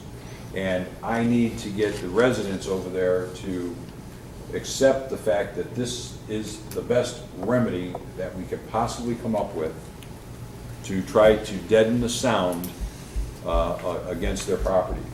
I just have to say this as well, is that it's very unfortunate that back in the day, back in the 60s, there was zoning changes in our community that allowed for industrial to abut residential areas. Right. And so when that site was developed, there were residential homes that abutted it, and they were exposed to whatever the general industrial district provided for. That included trucking and distribution and what have you. In most cases, we don't have this problem, but this building was changed over its use. Initially, it was not going to be that kind of operation when they first took it over, and it lasted for years where there was no sound problem. And then when it became a distribution point where there was trucks coming in and out and deliveries, it became a problem.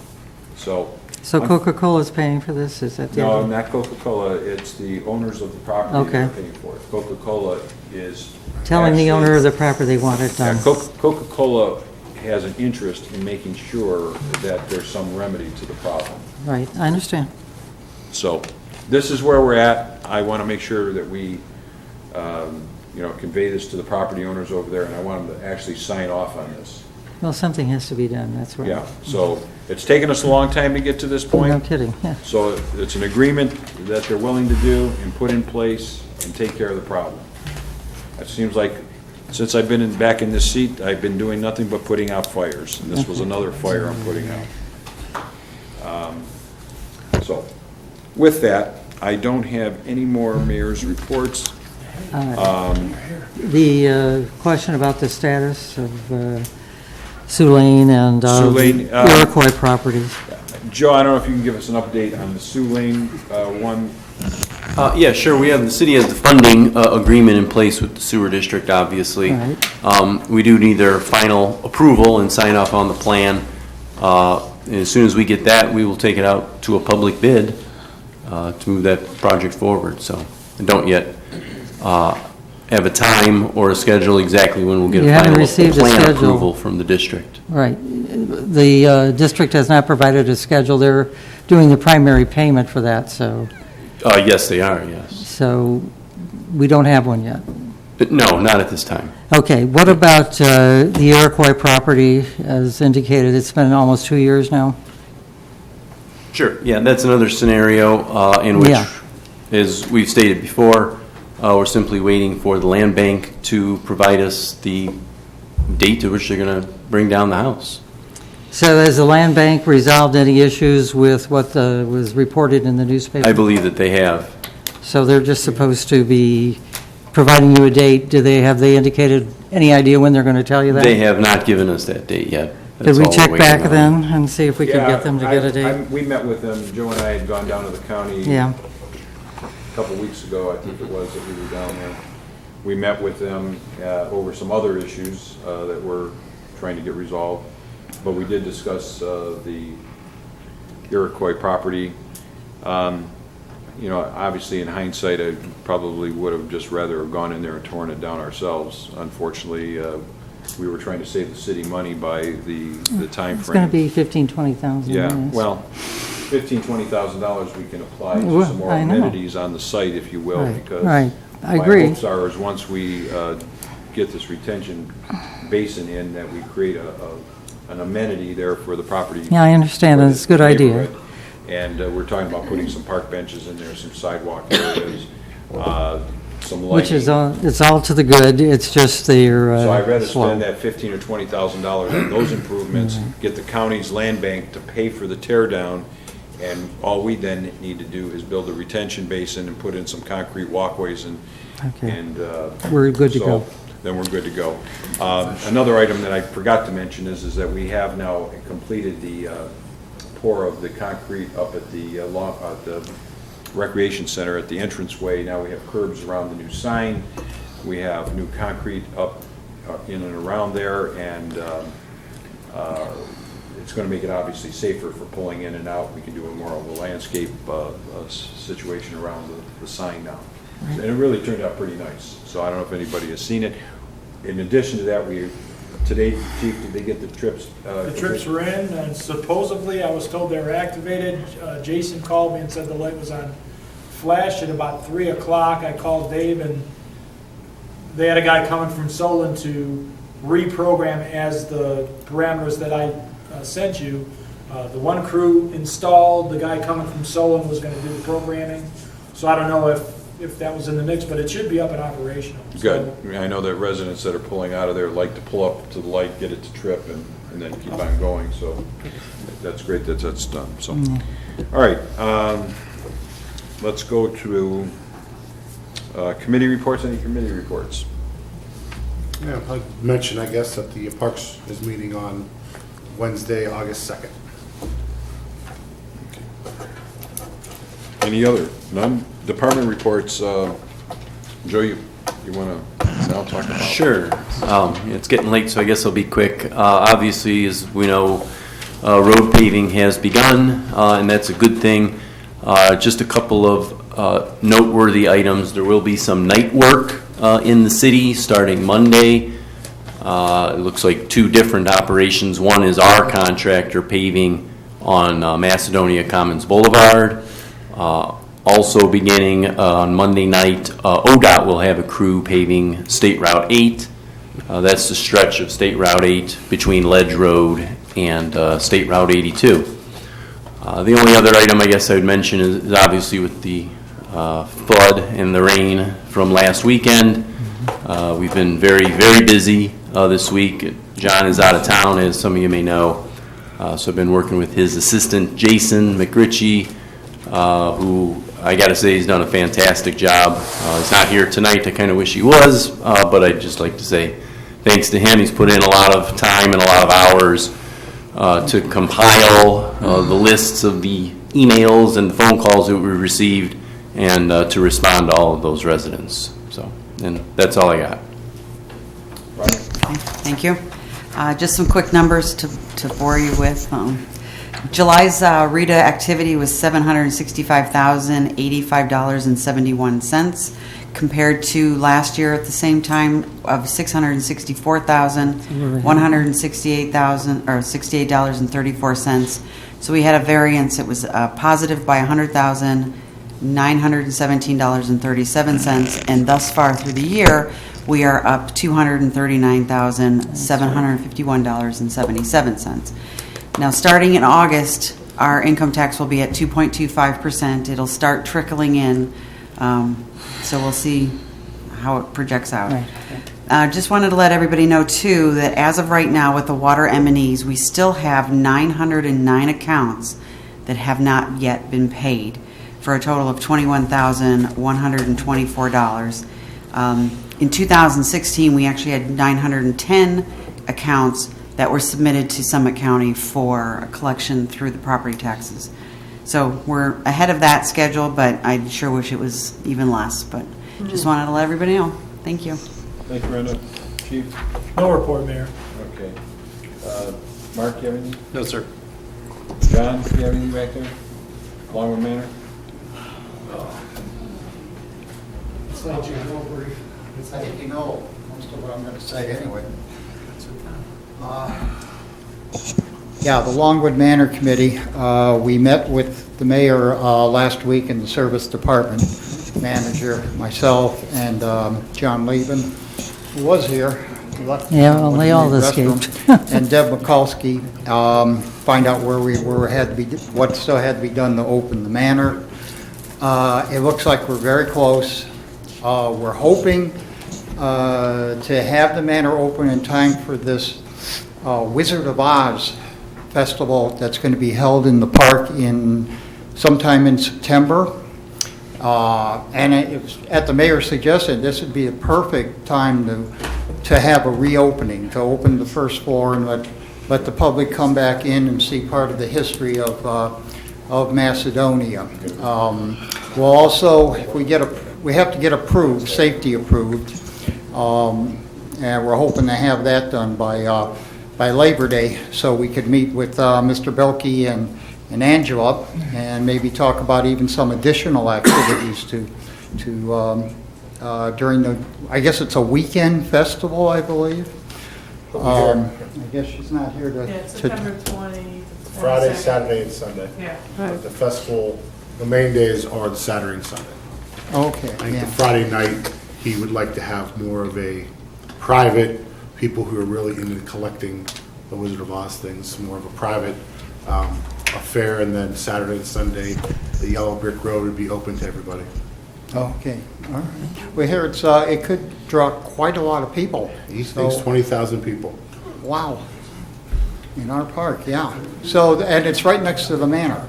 Right. So we're right there. So we're hoping that'll happen, and we'll see what happens. That's all I have. Thank you, John. Since Angela's not here, I just wanted to mention that, this year's Fun Fest, and I'm not sure if we mentioned it at the last. Yes, we did. Yeah. We did. We talked about it. Yes. It was a very numbers. It was like 68,000. Is that what it was? I don't have a number. Okay. Yeah. So we'll provide them at the next meeting. But it turned a profit. I think it was probably the most attended one I've ever seen. Even back in the day, Chuck, that we had them, this was well attended. The lines were enormously long. Saturday. In Saturday food was lines, and unreal. it was unbelievable. Do you want to go back to the chief, Black? No, he left the room.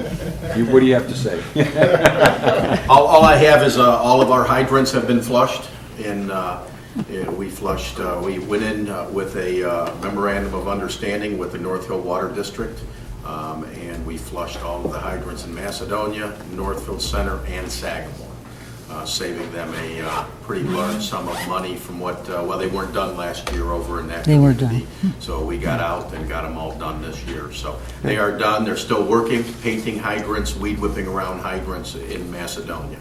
So they're still out doing that, but all hydrants have been flushed and greased and maintained, and we're good. Thank you. Motion to adjourn? Or is there any new business or old business? Yeah, I just wanted to make one comment. In terms of these several ordinances now, they're talking about changing the zoning requirements for height. I personally want to see a public forum of some kind. We had one about Dunkin' Donuts that nobody cares about, obviously, but the height of buildings in Macedonia is an issue. It's not required. I know it's not required, Mr. Gadetti. I do know that. We're not required to talk about NERSD, but we're going to. So let's This is a public yeah, forum. right. So I'd like to see a public forum. That's all I have to say. Thank you. I second that motion. I didn't get here early enough to come. I'll make a motion to adjourn. Second. Motion second. All those in favor indicate by saying aye. Aye. Opposed, motion is carried. You really want me to go?